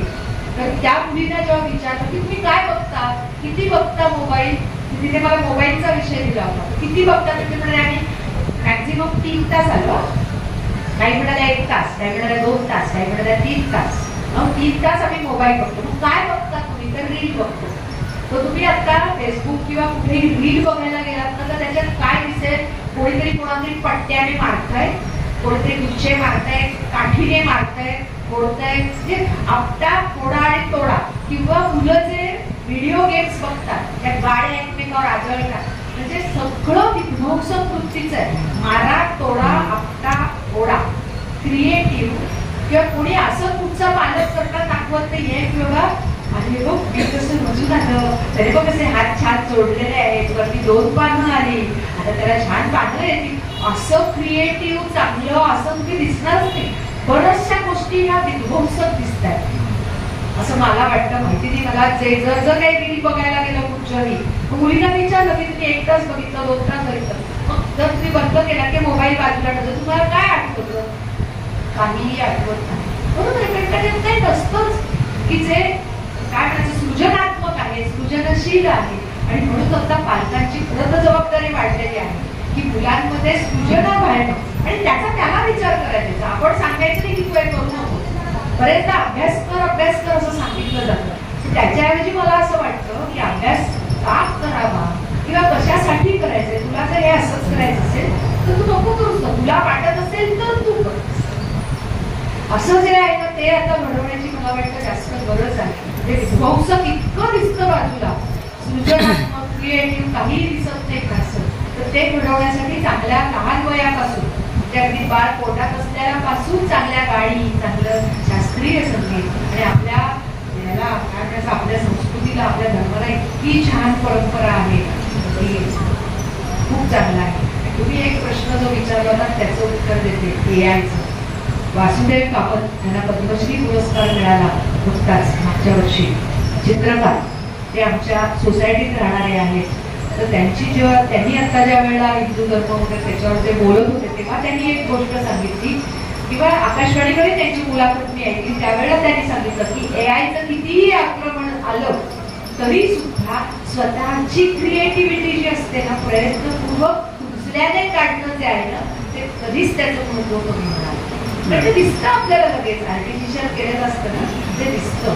आणि शेवटी खऱ्याला कधीच, म्हणजे गांधीजींचं जे आहे ना सत्यमेव जयते, हे एआय थोडक्यात आपण गणवागणतीच करतो नाही का, दुसऱ्याचा आवाज, एकाचा आवाज दुसऱ्याला करतो. आता चांगलेही त्याचे उपयोग करता येतात, परंतु जेव्हा विचारलं जातं की चित्रकला एआयने केलेली आणि हाताने काढली तर तुम्हाला भीती नाही का वाटत की तुमचं चित्रकलेची जर कौशल्य आहे ते कमी होईल, त्यावेळेला त्यांनी हे उत्तर दिलं. म्हणजे किती झालं तरी सुद्धा शेवटी त्याचं खरेपणा, सच्चेपणा, प्रामाणिकपणा याला आतापर्यंत ते अनुभव मनाला स्पर्श करणारे आहे. क्षणावर भरपूर आहे, बघूया आपल्याला किती वेळ साथ देते. मला प्रश्न नाही विचारायचा आहे, मी फक्त एक संदर्भ देण्यासाठी उभा राहिलोय. आत्ता शोभाताईंनी जे सांगितलं की मोबाईलमुळे क्रिएटिव्हिटी कमी झालेली आहे, सृजनशीलता कमी झालेली आहे, तर मला आठवत आहे आता काही दिवसापूर्वी किंवा काही महिन्यांपूर्वी असेल, महाराष्ट्र टाइम्सला मराठी वृत्तपत्रामध्ये एक गोष्ट आली होती. गोष्ट म्हणजे बातमी होती, गोष्ट नव्हती. पुण्याच्या का कुठच्या तरी ठिकाणी एकाच घरातल्या 3 मुलींनी त्या मोबाईलच्या इतक्या आहारी गेलेल्या होत्या की त्या दिवसातले 18-18, 20-20 तास मोबाईल बघायच्या. आणि यावेळी त्यांच्या वडिलांच्या लक्षात आलं की हे अति होतंय. त्यावेळी वडिलांनी जबरदस्तीने तिघींचे मोबाईल काढून घेतले आणि त्या 3 मुलींनी गॅलरीतून उडी मारून खाली आत्महत्या केली. पण मला कोणता प्रश्न विचारायचा नाहीये, पण शोभाताईंनी सांगितलं ते आज आपल्याला आजूबाजूला ठळकपणे दिसतंय. आणि पालकांची याच्यामध्ये एवढी मोठी जबाबदारी आहे की मुलांमध्ये सृजनशीलता कशी वाढेल हे त्यांनी बघायला पाहिजे. त्यांनी जे आता रोपाचं उदाहरण दिलं, बघ हे रोप कसं वाढतंय, त्याला कशी पानं फुटतायत, हा प्रकार आजकाल पुढे दिसतच नाहीये. पण दिसतंय ते फक्त मोबाईलच्या आहारी जाणं, रील बघणं आणि त्यामध्ये स्वतःचा वेळ आणि स्वतःचं करिअर बरबाद करणं, हेच आपल्याला दिसतंय. बस मला एवढंच म्हणायचं. जोशीने आवाहन केल्यावर प्रश्न पाठवता माझा पहिला नंबर होता. प्रश्न विचारायला माझा शेवटचा नंबर आहे. ठीक आहे. हो हा लक्षात अशोककडे 2च प्रश्न विचारणार आहे. मी काय सगळी पुस्तक वाचली नाही, 2-3 अर्धवटच वाचून आता तर अभिषेक वालीचे फक्त त्यात ते जे व्यक्तिमत्व रंगवलेली आहे ती सगळी व्यक्तिमत्व तुम्हाला बहुतेक भेटलेली असतात असं माझा समज आहे. खरं आहे का? हो. दुसरा प्रश्न असा आहे की बघितलं आता तुम्हाला आम्ही 9-10 वर्ष ओळखतो. तुमचा जो जीवनाकडे बघण्याचा एक दृष्टिकोन आहे, पहिली गोष्ट म्हणजे तुम्हाला जी मिळेल ती संधी तर तुम्ही सोनं करा. साधं नुसतं आम्ही म्हटलं तुम्हाला आभार प्रदर्शन करायचं, ती संधी म्हणजे आम्हाला पण हवी वाटते तुम्हाला आभार प्रदर्शन करायला. त्यामुळे एवढं तुम्ही म्हणतात ना शेवट जो होतो ना कोण शेवट प्रत्येक कार्यक्रम ते थोडक्यात तुम्ही जी संधी मिळेल त्या सोनं करा. तुमचं सगळं जो जीवन आहे आम्ही आता गेले 8-9 वर्ष बघतो, तर तो जो तुमचा दृष्टिकोन आहे म्हणजे तुम्हाला कुठे कसे गुरु लाभले असलेला माझा एक समज झाला. गुरु पर्टिक्युलर असतं ना, आपण कुठल्या येणाऱ्या प्रसंगातून पण आपण काही बोध घेतो, त्याप्रमाणे वागायचा प्रयत्न. आता मला विचारलं, मी शाळेपासून मला हे आमचे संस्कार होते, माझ्या वडिलांनी ती वेगवेगळं होतं. पण तुमचं तसं काय आहे का कुठला एक पर्टिक्युलर गुरु किंवा तुमचा गुरु कोण एवढंच मी विचारलं. गुरु कोण असं म्हणण्यापेक्षा मला खूप गुरु म्हणजे पहिली आई माझी. आईच्या आमच्या सांगू का, आईच्या अशी घुडा पाठ असायची संस्कृतचे हे. म्हणजे मला तिचं अजून एक की त्या दिवशी राणेकाकांना म्हणून दाखवलं की आईचं एक इंग्लिश वाक्य तुझ्या कादंबरीत होतं. त्या कादंबरीचं नाव मी आता विसरले, पण it is the truth universally acknowledge that a single man in position of good Fortune must be important of good wife. हे आईचं वाक्य आई घोडे पाठ झालं असं ती सतत येता जाता ते म्हणत असायची. या संस्कृत काही झालं तरी ती इतके धुळी पापड चाट सुभाषित इतकी छान म्हणत राहायची नाही. त्यामुळे मग मला असं वाटायचं की आपल्याला पण हे आलं पाहिजे. त्यामुळे आई पहिला आहे. आईला कविता पाठ होत्या, आई छान संस्कृत सुभाषित म्हणायची. आणि काय म्हणायचं तसं मला आणि मुख्य म्हणजे त्या वयात असं झालं की मी 12वीला होते त्यावेळेला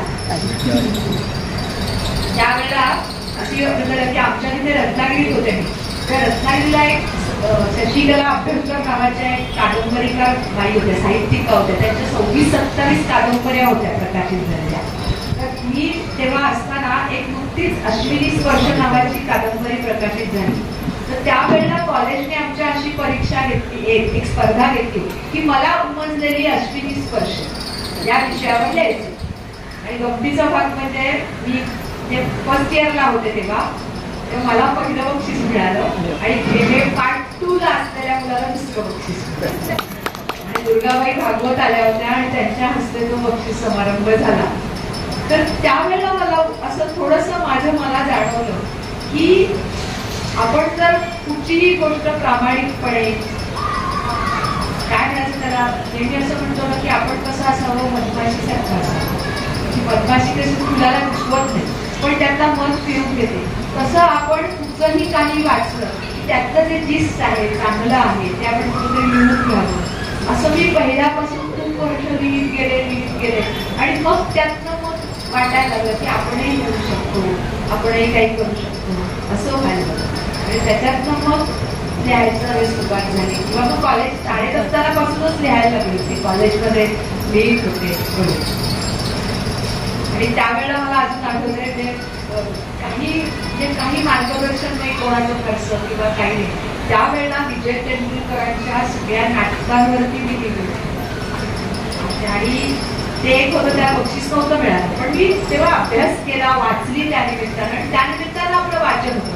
बक्षीस न मिळणं हा भाग वेगळा होता, पण त्या निमित्तानं वाचन होतं. लिहिण्यासाठी एक दिशा मिळते, मुद्दे कसे काढावे हे मी नेहमी सगळ्यांना माझ्या हाताखाली जे शिक्षक होते त्यांना सांगायचं की बक्षीस मिळण्यासाठी नाही, पण आपण त्या निमित्ताने वाचतो, काहीतरी लिहितो आणि लिहायला विचार करायला दिशा मिळते. तसं मला असं सांगायला इथे आवडेल की शाळेत असताना माझं भविष्यकालीन स्वप्न या नावाची एक निबंध स्पर्धा पेपरात आली आणि वरळीला इथे पाठवायचं तर मी लिहून निबंध वरळीला पाठवला. राज्यस्तरीय स्पर्धा होती आणि तेव्हा मला महाराष्ट्रात पहिलं बक्षीस मिळालं.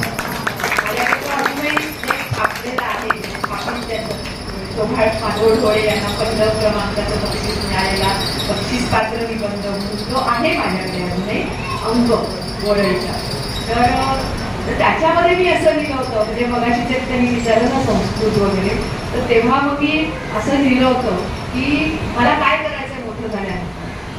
तर आत्ताचं जे विज्ञान आहे ते विज्ञान असं म्हणतात ना व्यासोच्छिष्टम जगत सर्व, तर तसं पूर्वीही आपल्या सगळ्या आर्ष वाङ्मय वैदिक वाङ्मय त्याच्यामध्ये ते सगळं आहे, फक्त त्याचा सांगड घालणं. म्हणजे आपण काही जेव्हा ART टेक्निक म्हणजे असिस्टेड रिप्रोडक्शन टेक्निक, कृत्रिम गर्भधारणा तंत्र याचा जेव्हा थोडक्यात अभ्यास, म्हणजे आता मी लेख लिहिण्यासाठी जे काय थोडं मला लिहिता आलं तेवढं लिहिलं, तर ते लिहिल्यानंतर मला जेव्हा असं वाटलं की कुंतीला जो मुलगा झाला सूर्यापासून, हे कृत्रिम गर्भधारणा नाही काही, आर्टिफिशियल हे आहे ना, ते इन्सेमिनेशन आहे की त्याचं हे घेऊन तिच्या पदरी पुत्र जन्माला आला वगैरे वगैरे.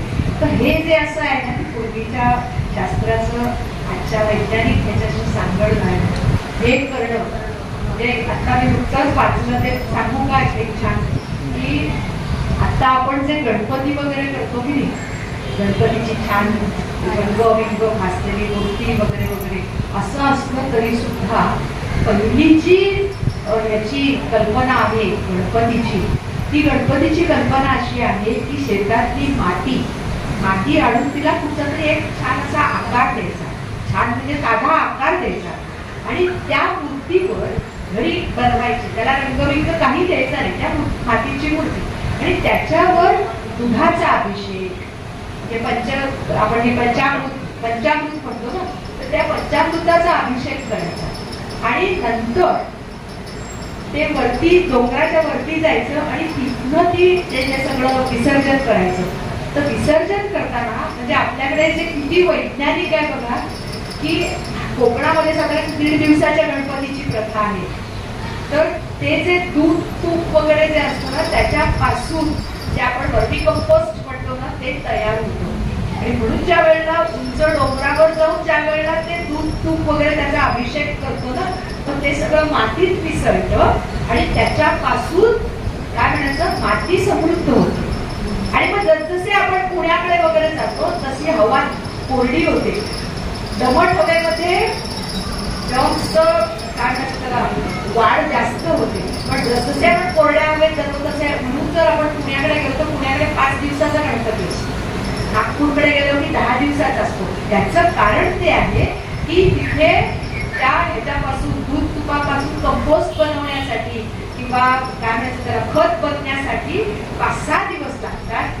विदर्भामध्ये गेल्यानंतर आणखी जास्त दिवस, मग तिकडे 10 दिवसाच्या गणपतीची प्रथा आहे. म्हणजे हे आपलं मूळ तत्व आहे आणि आपण त्याला आता इतकं बाजारावरून किंवा त्याला काय ते दागिने रंग आणि सगळं जे काही वेगळ्या प्लास्टर ऑफ पॅरिस हे जे सगळं दिलंय ते मूळ आपलं तत्व होतं ते असं होतं आणि म्हणून तो गणपती करायचा, कारण त्याच्यातनं माती समृद्ध होते, काळाची माती समृद्ध होते आणि घरात त्या प्रत्येक घरी वळती गणपती बनवतात. या सगळ्या घरातलं दूध तूप तिकडे ओतलं जातं आणि माती समृद्ध होते.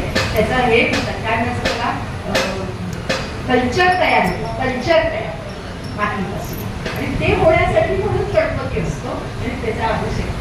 इतकं आपल्याकडे वैज्ञानिक दृष्टिकोन आहे प्रत्येक बाबतीत.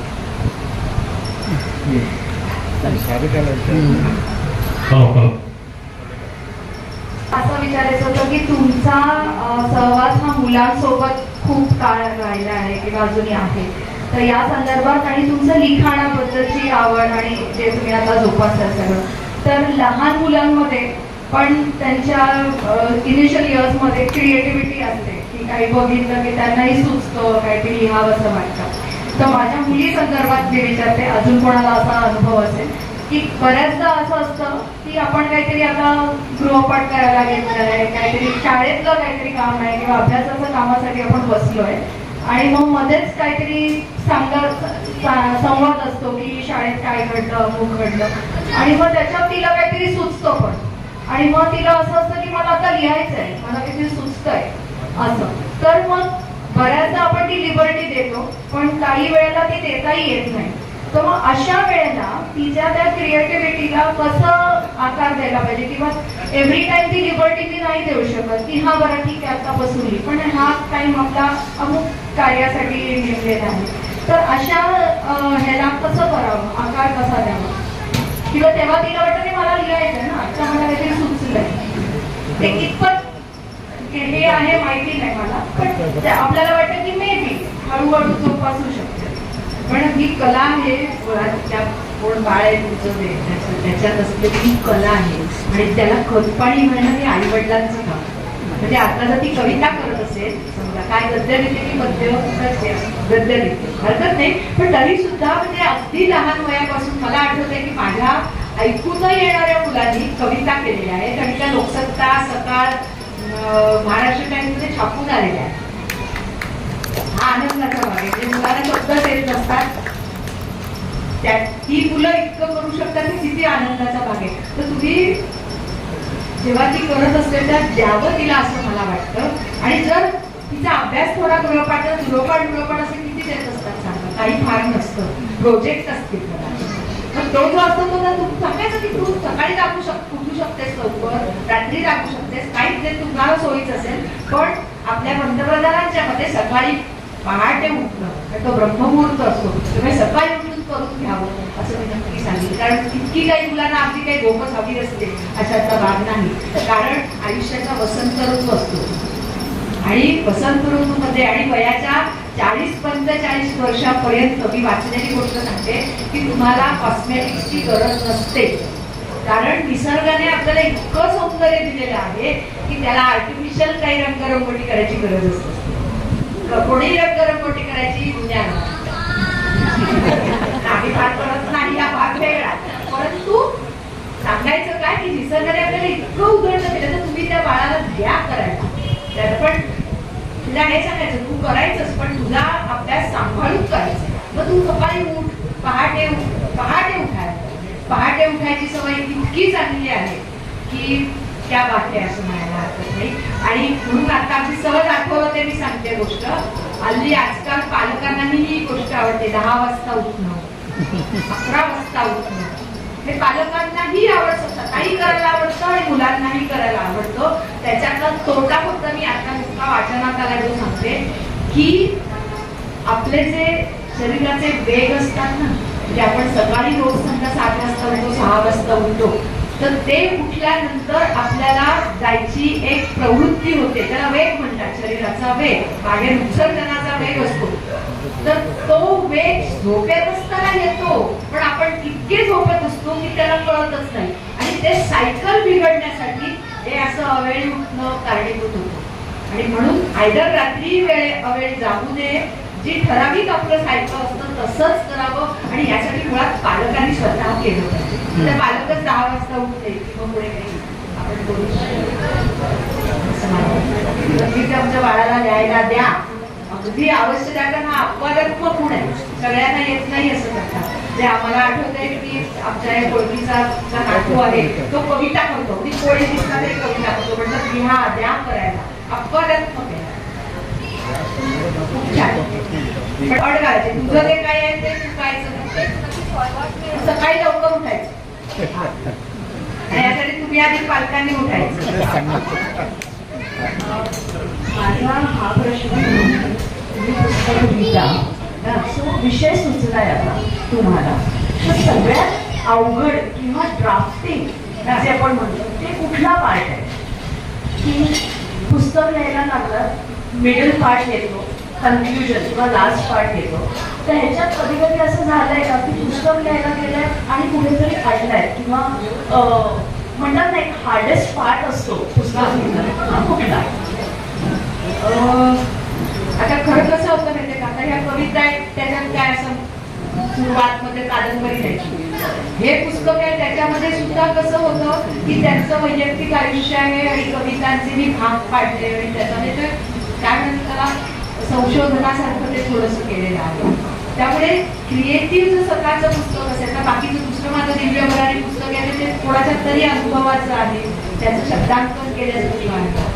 त्यामुळे तुमचा मला नेमका प्रश्न कळतोय की तुम्हाला काय म्हणा. पुस्तक लिहायला तुम्ही घेतलंय, आता विषय असेल कोणाच्या तरी व्यक्तिमत्वाचा, ओके, तर तो घ्यायला बसतात, त्यांचे अनुभव आहेत, ठीक आहे, पण जेव्हा तुमचा क्रिएटिव्ह भाग येतो तेव्हा असतं ना की अरे मी इथे अडली आहे लिहायला, तर तो पुस्तकातला कुठला ड्राफ्टिंगचा भाग कुठला अवघड जातो?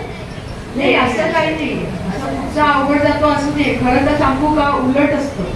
ध्यान लागलं ना आपण की आपोआप आपल्याला सुचत जातं आणि मग कधीतरी कळतच नाही अरे आपल्याला हा शेवट हा आपण लिहिला का, असंही होतं. त्यामुळे असं कधी आतापर्यंत झालं नाहीये की अडले लिहिले असं मला कळत नाहीये, असं होत नाही असं नाही. आणि हा फक्त सांगू का एक रियाजाचा भाग आहे असं मला वाटतं की खूप आपण ना त्याच्यासाठी म्हणजे मी सांगते की जेव्हा मी भरतला बदलली ना तर मी हाताने लिहिलेली 20 किलो रद्दी काढली. 20 किलो हाताने लिहिले. म्हणजे तुमचा इतका गाणारा कसा रियाज करतो तसा तुमचा रियाज झाला पाहिजे. खूप काय झालं सांगते मला की मी 500हून अधिक नवीन बाजारात आलेल्या पुस्तकांचं परीक्षण केलं. आता त्या निमित्ताने ते पूर्ण पुस्तक वाचून आणि डोळसपणे वाचायला लागतं जेव्हा त्याच्यावर लिहायचं असतं त्यावेळेला. त्यामुळे त्याचं मग मुखपृष्ठ कसं आहे, मलपृष्ठ कसं आहे, प्रस्तावना कशी आहे, अनुक्रमणिका कशी केली आहे, किती पानाचं आहे, किंमत किती आहे, हे सगळं बघायचं असतं आपल्याला, त्याच्यावर द्यायचं असतं. किंवा मी एक जवळजवळ वर्षभर नाटकाचा कॉलम केला, म्हणजे नाटक रंगभूमीवर आलेलं पहिल्यांदा बघायचं आणि मग त्याच्यावर डोकं चालवून घ्यायचं ते ताजं असताना. आणि त्यावेळेला तुम्हाला गंमत सांगते की त्यावेळेला तर इतकी माझ्या घरात क्रिटिकल अवस्था होती की माझ्या सासूबाई बेडवर होत्या, 11 वर्ष त्या बेडवर होत्या. शाळा होती, शाळा तर मी कधीच चुकू शकले नाही, शाळेचा आमचा होमवर्क आम्हालाही असायचा त्यामुळे ते काम असायचं. प्लस मी संस्कृतचे 10वीचे क्लास घ्यायचे.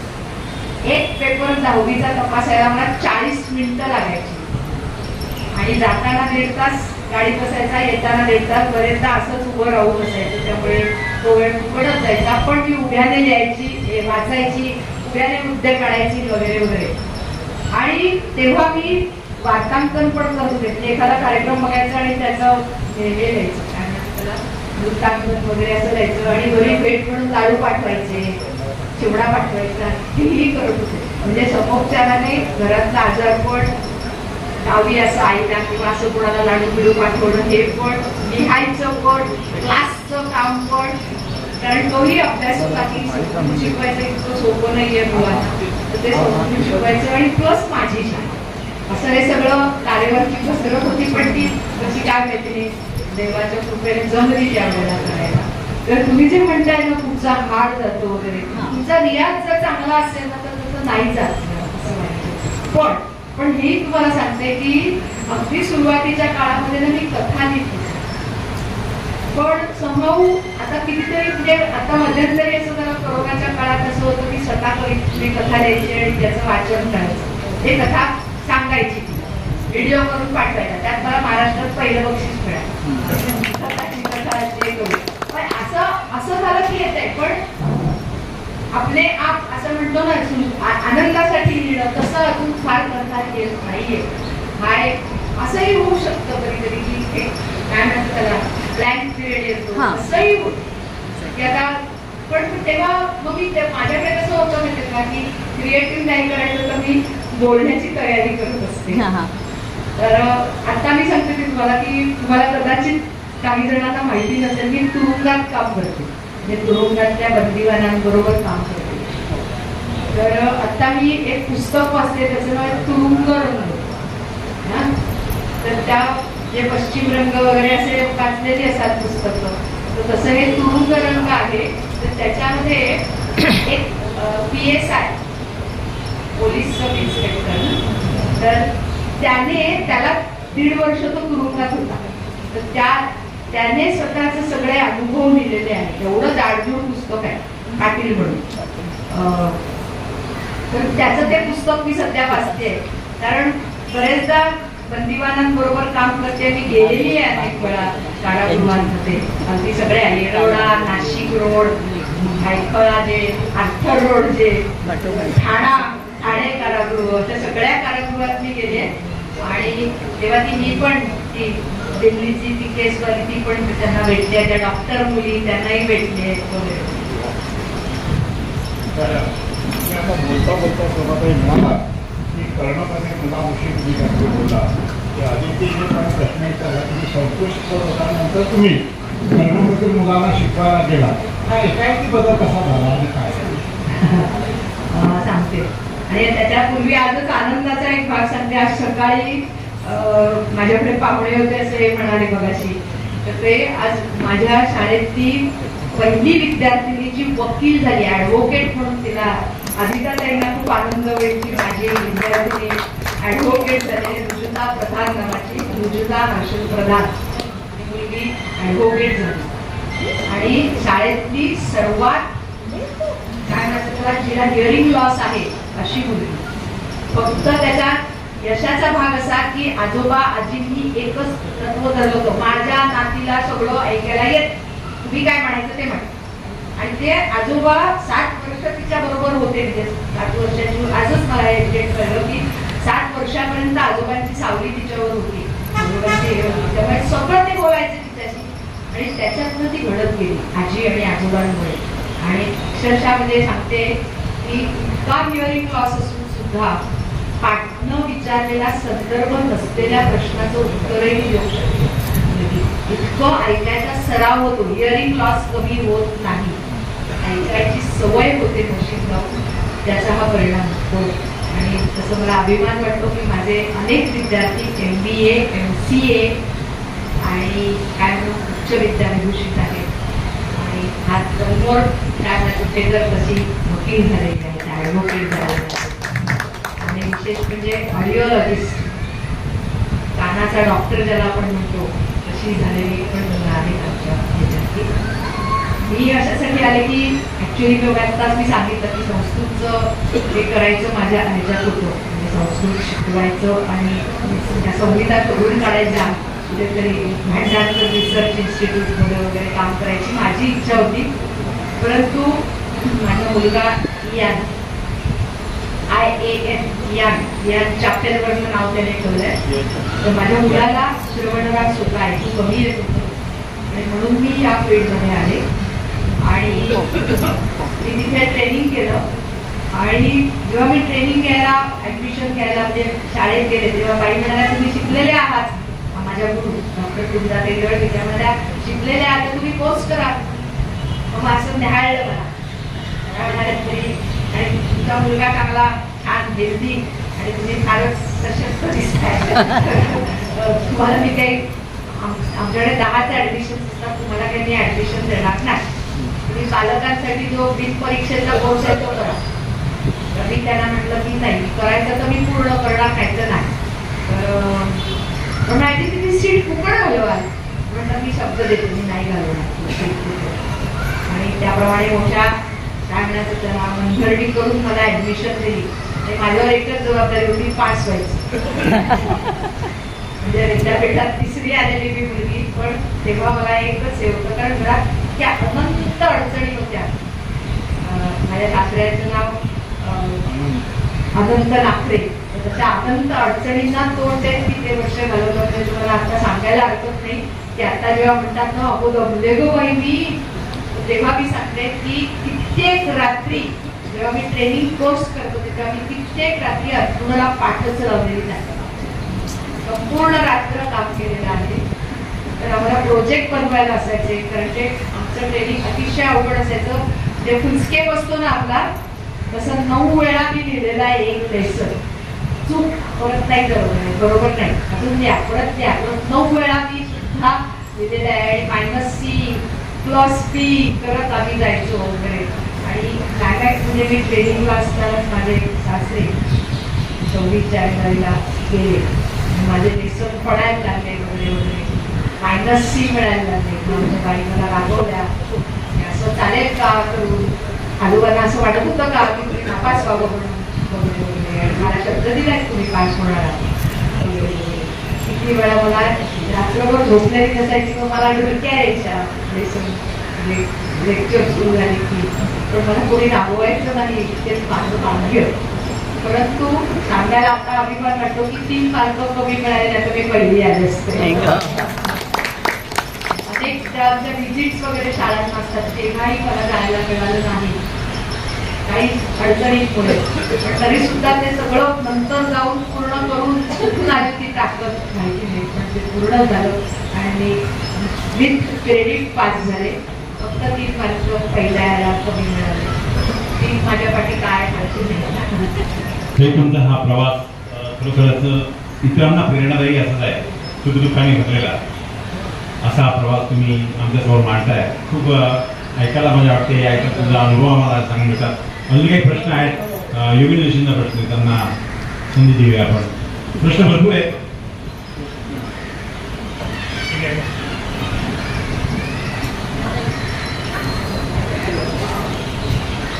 हॅलो काही आतापर्यंत आपण सगळ्या तुमचं संघर्ष, तुमचे पारितोषिक आणि तुमचं सगळं मी ऐकून त्याच्या भारावून गेलं आहे. मला एकच प्रश्न विचारायचा आहे तुम्हाला की हे सगळं करत असताना तुम्हाला जेव्हा राष्ट्रपती आदर्श शिक्षिका म्हणून जेव्हा राष्ट्रपतीचं अवॉर्ड मिळत आहे ते म्हणजे जाहीर झालं आणि ते जाहीर झाल्यानंतर तुम्हाला ते कोणी सांगितलं असेल, तुमच्या कानापर्यंत आलं असतं की मला असं पुरस्कार मिळाला आहे, त्या क्षणी तुमच्या भावना आणि तुम्हाला त्यावेळेला काय वाटलं हे मला पाहिजे.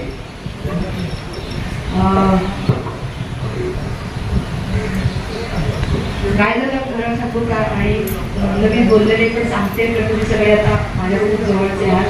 किरण 8 वर्षाचा असताना आम्हाला सोडून गेला. 2 दिवसाचा तापाचं निमित्त झालं. त्याला सेरेब्रल मलेरिया आणि सेरेब्रल मेनिंजायटिस असे दोन्ही एकत्र झालं आणि ते एका दिवसाच्या ह्याच्यात सगळं संपलं. आणि किरण सोडून गेल्यानंतर आयुष्यात खूप पोटीकरण सगळे म्हणजे जो 8 वर्ष जेव्हा तो होता तेव्हा सगळं आयुष्य त्याच्यासाठी होतं.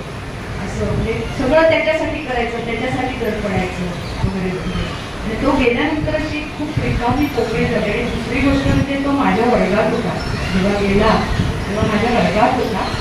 आणि जेव्हा परत मी 15 दिवसांनी शाळेत गेले त्यावेळेला त्यावेळेला मुलांना मृत्यू वगैरे आतासारखं दाखवलेलं नव्हतं टीव्हीने.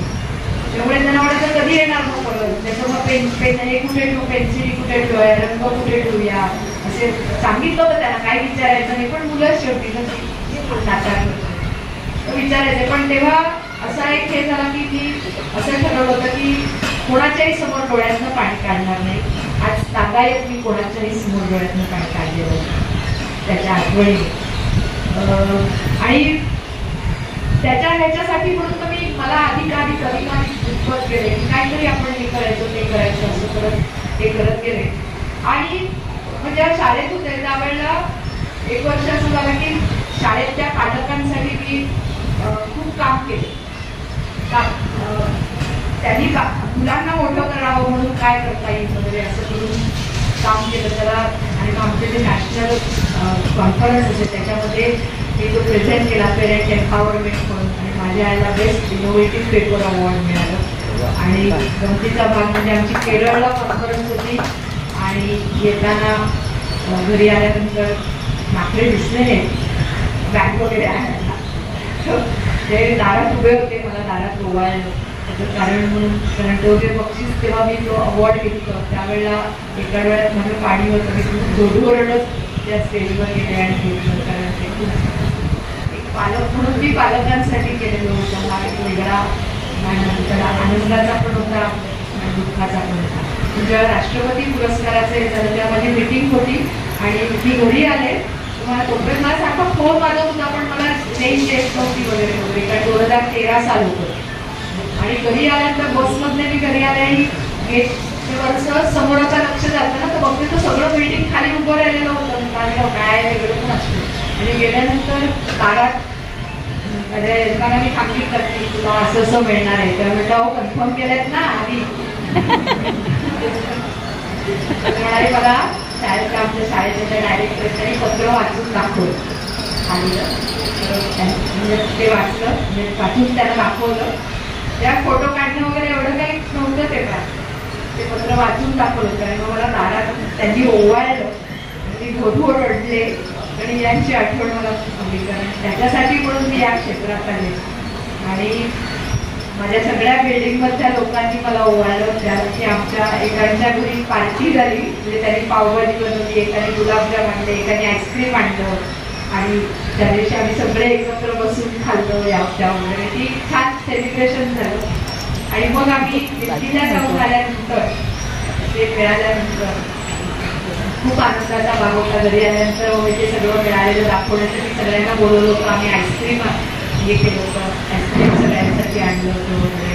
ते सगळे म्हणजे बिल्डिंगला हे करायचं का, दिवे लावायचं का, लायटिंग करायचं का, तर म्हटलं नाही अजिबात नाही. कारण आमच्या छोट्याला खूप आवडायचं ते. आता आम्हाला आम्ही पाडल्याला मी गेलो पण त्याने लायटिंग बघितलं तर बसलाच नसत्यात आनंदाने, इतकं ते लायटिंग बघून वगैरे. त्यामुळे काही करायचं नाही, म्हणूनच आम्ही पुस्तक प्रकाशनचा कुठचाही सोहळा करत नाही. तर खूप आनंदाचा भाग होता. आणि एक सांगायचा आनंद म्हणजे ज्या हॉटेलमध्ये आमचं हे केलं होतं, आम्ही 6 दिवस भारत सरकारचे पाहुणे होते अशोका हॉटेलमध्ये. तर तिथे एक शीख दारवान होता आमचं स्वागत करायला. 5 स्टार हॉटेल होतं. आणि तिथे गेल्यानंतर त्याने आमचं स्वागत केलं. उंचा पुरा यांच्याचं नाव आणि देखणा होता, तरुण होता, फक्त तरुण होता. आणि ती पगडी आहे तिथे असं ते लावलेलं वगैरे छान होता. तर तिथे त्याची गप्पा मारायची. तर त्या दिवशी आम्ही ते आधी पंतप्रधानांची भेट होती. आमचं सगळं थोडंसं ग्रुमिंग वगैरे झालं, तुम्ही कसे भाग्यवान शिक्षक आहात वगैरे. आणि 3 कोटी शिक्षकांपैकी तुम्ही इथे आलाय. आणि मग पंतप्रधानांची भेट होती आणि रिहर्सल होती आधी आमची, कसं वाचणार नावं वगैरे. आणि इथे म्हणजे त्या दिवशी आम्ही ते आणायला गेलो, म्हणजे त्या दिवशी होतं तेव्हा मला त्या दारवानाने मला सांगितलं की दीदी आपके लिए कुछ गिफ्ट है मेरे पास. सगळ्यांसाठी तुम्हाला नाही सिर्फ आपके लिए. मतलब क्यों मैं स्पेशल हूँ क्या? हाँ आप स्पेशल ही. एक सब टीचर्स ने आप सिर्फ अलग है. मतलब क्यों? क्योंकि सिर्फ आप है जो जैसे बात की, मुझे भी आप जैसा सीखना था, सिखाना था, लेकिन पिताजी जल्दी गुजर गए, मैं नहीं सीख पाया, इसलिए मैं ऐसा काम कर रहा हूँ. तो कुछ भी अच्छा काम कर रहे हो ना, म्हणून मी तुमच्यासाठी गिफ्ट आणले. आणि आम्ही जेव्हा आलो ते घेऊन सगळं पुरस्कार घेऊन आलो तेव्हा मला उत्सुकता होती हा काय देणार आहे मला. त्यानंतर छान गुलाबी कागदात हे केलेली असं काहीतरी छान गिफ्ट दिली. आणि जर खोलीवर गेल्यानंतर राष्ट्रपतींनी काय दिलं हे बघितलं नाही, त्याने काय दिलं हे उघडून बघितलं. त्याने छान फोटो गणपतीचा आणि आमच्या नकळत आमच्या दोघांचा फोटो काढला होता. तो फोटो असं त्याने आम्हाला दिलं होतं. हा खूप खूप आनंदाचा भाग आहे. मी तुम्हाला दाखवायला आणले ती गणपतीची मूर्ती, म्हणजे ते फोटो. आणि मला मिळालेलं चांदीचं पदक. इतकं नियोजनबद्ध असतं की त्याच्यात तुमचं शॉर्टमध्ये नाव कसं घालावं वगैरे असं सगळं त्या फॉर्ममध्ये विचारून घेतात. आणि तसं ते पदक आम्हाला दिलेलं आहे. आमचा जायचा यायचा खर्च दिला. आणि मी घाई होती कारण आम्हाला चिपळूणला जायचं होतं, त्यांची बदली चिपळूणला झाली होती. त्यामुळे आल्यावर परत चिपळूणला जायचं होतं. म्हणून मग आम्ही विमानाने गेलो आणि विमानाला तो मधला खर्च पण आम्हाला शाळेने मला दिला. आणि शाळेने मला घड्याळ दिलं होतं. कधीतरी येईल घालून आणि दाखवीन तुम्हाला. नाही आलं. आणि खूप आनंद आहे की माझं इतकं कौतुक होतं आणि त्याच्यापेक्षा तुम्ही इतकं कौतुक करता. मी खरंच भाग्यवान आहे. या संदर्भात गणपती प्रदर्शन आला, पण महापालिकेने तुम्हाला जे पुरस्कार दिलेले आहेत त्यात तुमच्या कर्णवतील मुलांचा सहभाग असं मी ऐकून आहे. तो किस्सा बोलायचा बरं होईल. आजच सांगायला कळलं मला की माझ्या वर्गातली मुलगी श्रावणी म्हणून ती पण लॉ करते. आजच कळलं हिच्याकडनं. आम्ही एकदा आमची मीट होती, सगळे जे डिझेबल मुलं असतात त्यांच्यासाठी एक बाग आहे वडाळ्याला. तिथे आपली सगळी बागेत मीट असते, सगळे मुलांसाठी खाणं पिणं खेळ कार्यक्रम वगैरे असतात. तसं आम्ही नेलं होतं. माझ्या वर्गात एक श्रावणी नावाची मुलगी होती, अशी गुबगुबीची, 13 नंबरचा चष्मा, दोन्ही डोळ्याचे कॅटरॅक्टचे ऑपरेशन झालेली, वर्ष 6 आणि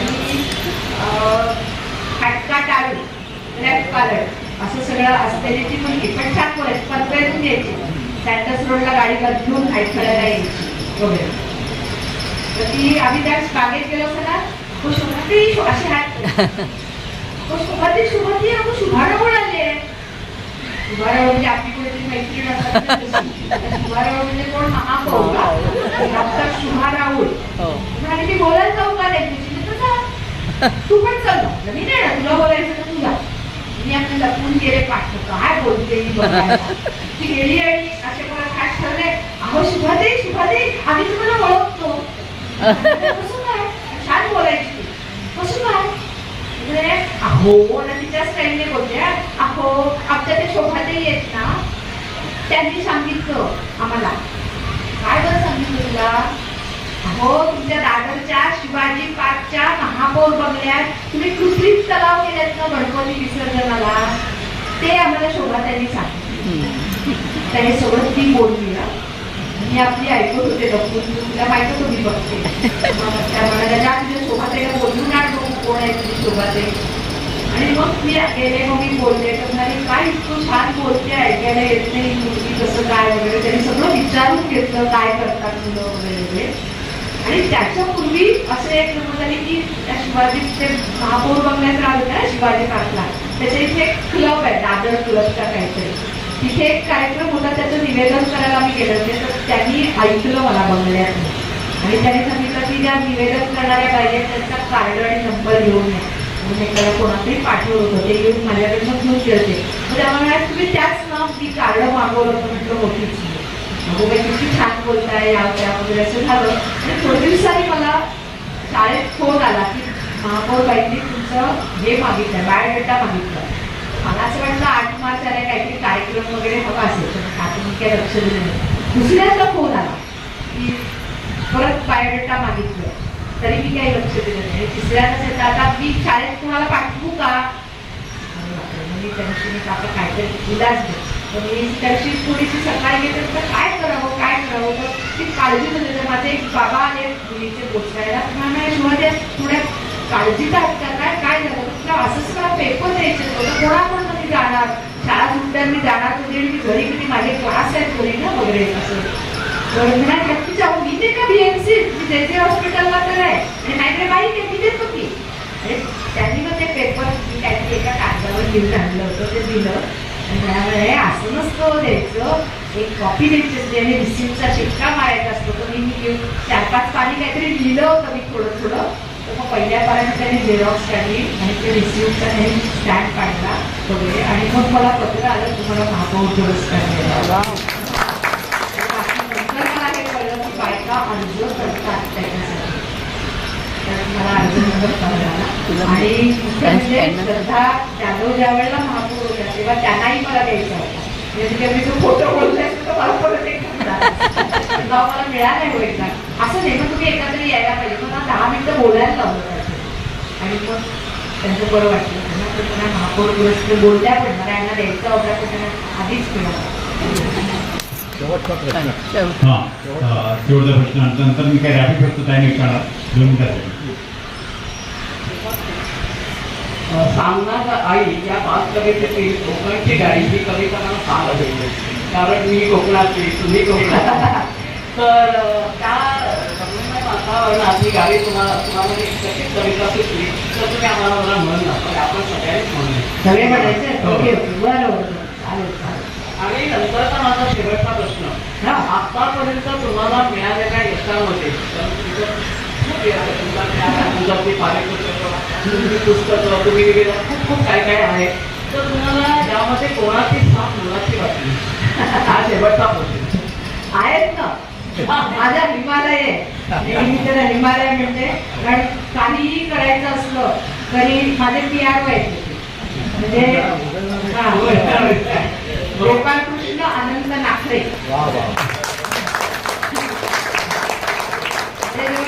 दोघं खेळायला पाहिजेत नाकाच्या. जेव्हा लोकसत्तेत लेख यायचा ना तेव्हा सगळ्यांना सांगायचे. मला वेळच नसायचं सांगायला बिंगायला काही, पण हे सगळ्यांना सांगतो की आलाय शुभाचा लेख वाचा, आलाय शुभाचा लेख वाचा. आणि आता तर काय व्हॉट्सअपवर चालेल आहे, त्यामुळे काही प्रश्न नाही. पण माझ्यावर मी सांगितलं ना, मी नेहमीच भाग्यवान असं म्हणते की माझ्यावर निरतिशय प्रेम करणारा माझा नवरा, माझा जीवनसाथी हिमालयासारखा.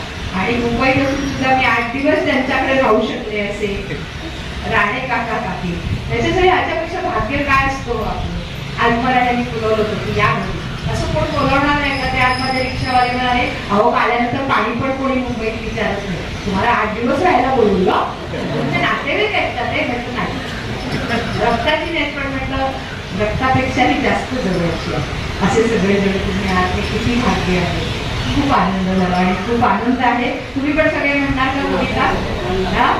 ओके ओके, सुरुवात करते. जरा सगळं आपण इथे कोणी आजूबाजूला नाही आपल्या, त्या दोघात म्हणजे तरी अजून नाही, पण शाळेत कसे कविता म्हणायची ना तशी. कोकणच्या गाडी तू नेतेस का मला, आजीच्या घरी जायचे मला. कोकणच्या गाडी तू नेतेस का मला, आजीच्या घरी जायचे मला. आता म्हटलं पण मग मी म्हणते, ताईंनी दादा जाऊन आले, आजोबा आजीला भेटून आले, मला मात्र नेलं नाही सांगते तुला. कोकणच्या गाडीतून जायचे मला, आजीच्या घरी जायचे मला. खिडकीची जागा बसायला हवी, डोंगराची झाडं पाहायला हवी, लाल लाल मातीत खेळायचं मला. कोकणचा मेवा टाकायचाय मला, कोकणच्या गाडीतून जायचंय का मला, आजीच्या घरी जायचंय मला. आंब्याच्या रसाची गोडी न्यारी, फणसाची सांदण लागतात भारी, काजूच्या बिया फोडायच्यात मला, आणि आजी बरोबर पापड लाटायचे मला. कोकणच्या गाडीतून जायचंय का मला, आजीच्या घरी जायचंय मला. कोंबड्यांच्या मागे धावायचंय मला, वासराची शेपटी भरायचे मला, म्हशीला दूध पाजायचंय मला, आणि वटवाघळांची गंमत पाहायचे मला. कोकणच्या गाडीतून येतेस का मला, आजीच्या घरी जायचंय मला. उंच घरांचा कंटाळा आलाय, कौलारू घरात राहायचे मला, भूतांच्या गमती ऐकायच्यात मला, आजीच्या कुशीत शिजायचंय मला. कोकणच्या गाडीतून येतेस का मला, आजीच्या घरी जायचंय मला. कोकणच्या गाडीतून येतेस का मला, आजीच्या घरी जायचंय मला.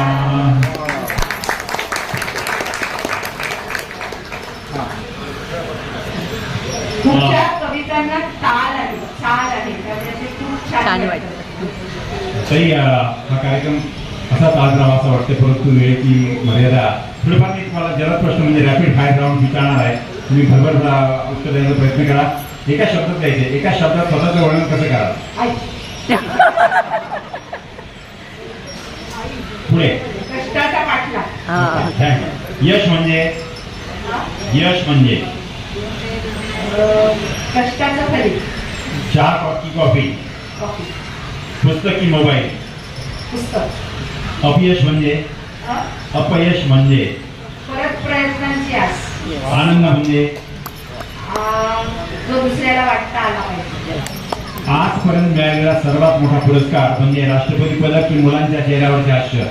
अरे माझा आजचा जो दिवस होता तो माझ्या पुरस्कारापेक्षा सुद्धा. माझी ऍडव्होकेट घरी आली, माझी 4 टाळ्या वाजवा. खूप छान, खरंच. खूप आय छान. Am proud of you. मला अशी घट्ट मिठी मारून म्हणाली जेव्हा पेरेंट एम्पॉवरमेंटला मिळाला पुरस्कार किंवा शाळेच्या चॅलेंज मिळाली आणि ठरवलं तो सगळ्यात एक अशी सवय आहे की जी प्रत्येकाने अंगी करावी. सातत्य, प्रयत्नातलं आणि ध्यास. ध्यास घेतल्याशिवाय आयुष्य होत नाही पूर्ण असं मला वाटतं. कुठच्याही गोष्टीचा असेल मग तो, पण ते चांगल्या गोष्टीचा सत्कर्माचा ध्यास हा असला पाहिजे. जर तुम्हाला एक दिवस पंतप्रधान होता आलं तर पहिलं कोणतं काम करा?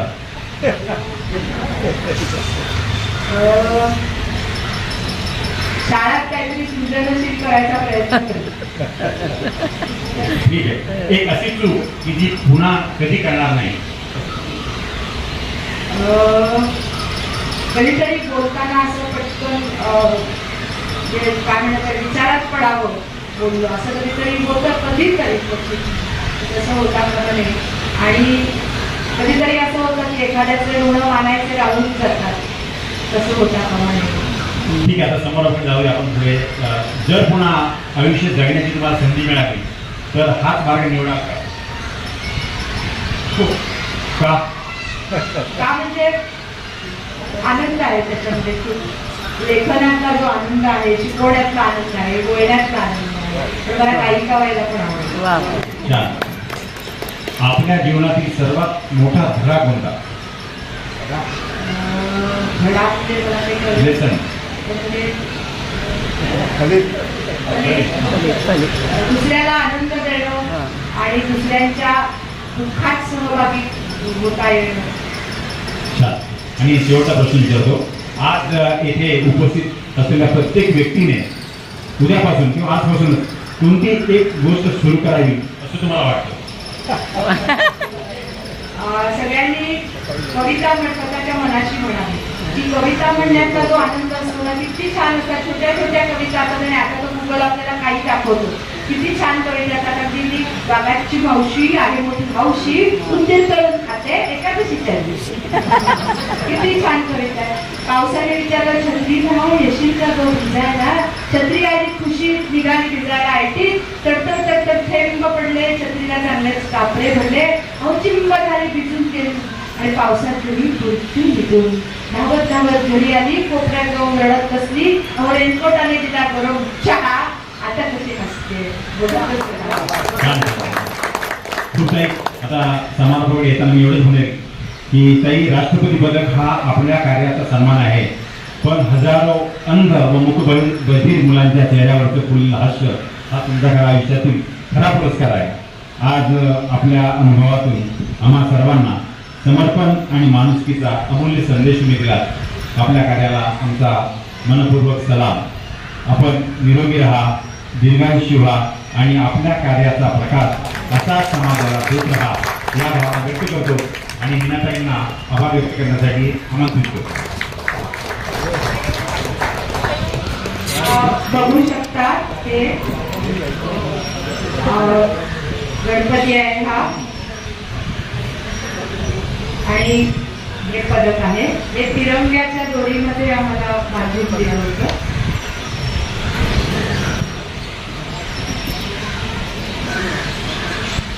त्यांनी हा अतिशय अमूल्य वेळ देऊन आपल्या जीवनाचा संपूर्ण सार आपल्याला उभं केलं आणि इथून वेळ दिला तर मी साहेबांना विनंती करतो की आपल्या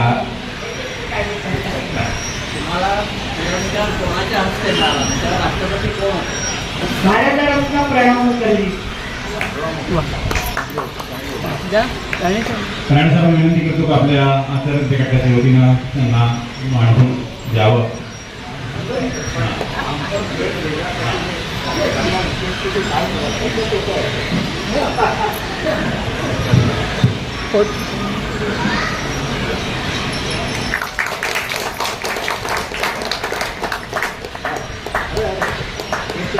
माझ्या पाय करते तर हिच्या पाय कोण पद्धती की मला सकाळी लागतात आहे. आज हिच्या घरी तिथे लॉ ग्रॅज्युएट झाले.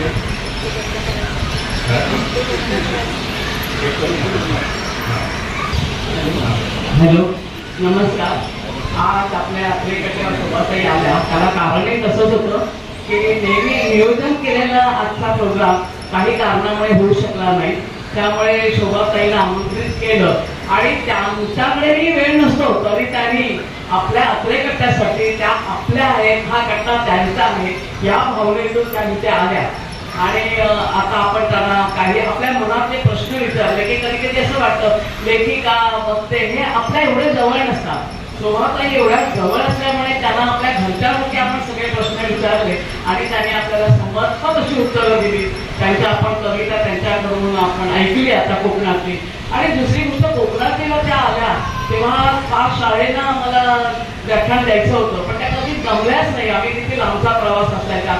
त्या अशोक कलम यांचं गाव पण आम्हाला सापडत नव्हतं किती होत आणि तरी त्यांना असं वाटलं ना मला वेळेवर पोचायचं आहे, आपण पोचू की नाही ही त्यांची जी वृत्ती आहे म्हणजे त्यात जमणं असं कधी म्हणतच नाही. की त्यांना म्हणायचं अरे उद्या आपल्याला जायचं आहे तरी ते 12 वाजे पण आमच्या कोकणामध्ये आमच्या घरी प्रोग्राम असायचे त्यांना त्या हजेरी लावायचा, सकाळी उठून काम करायचं आणि ते आपण टाळलं पाहिजे. जमलं हा शब्दच नाही आपण बोलायचा. तर अशा ह्या शोभाताई आपल्याकडे इथे आल्या, आपल्याशी बोलल्या, आम्हाला खूप आनंद झाला. तर तुमचे पण आभार आणि त्याचे मी आभार मानते. आणि दुसरं म्हणजे हा प्रोग्राम जो वेगळा झाला की बघता येतात मुलाखत वगैरे घेतात. आता आम्हाला असं वाटलं की आम्ही पण कोणाची मुलाखत घेऊ शकतो असं आमच्या हिसाब प्रत्येकाला वाटतं. आणि ही संधी कोणी दिली कार्यकारी समितीमध्ये कोणाचा विचार आले डोक्यात हे मला कळत नाही. पण जी व्यक्ती असेल तिने ते ठरवलं त्यामुळे मी त्याचे मी आभार मानतो.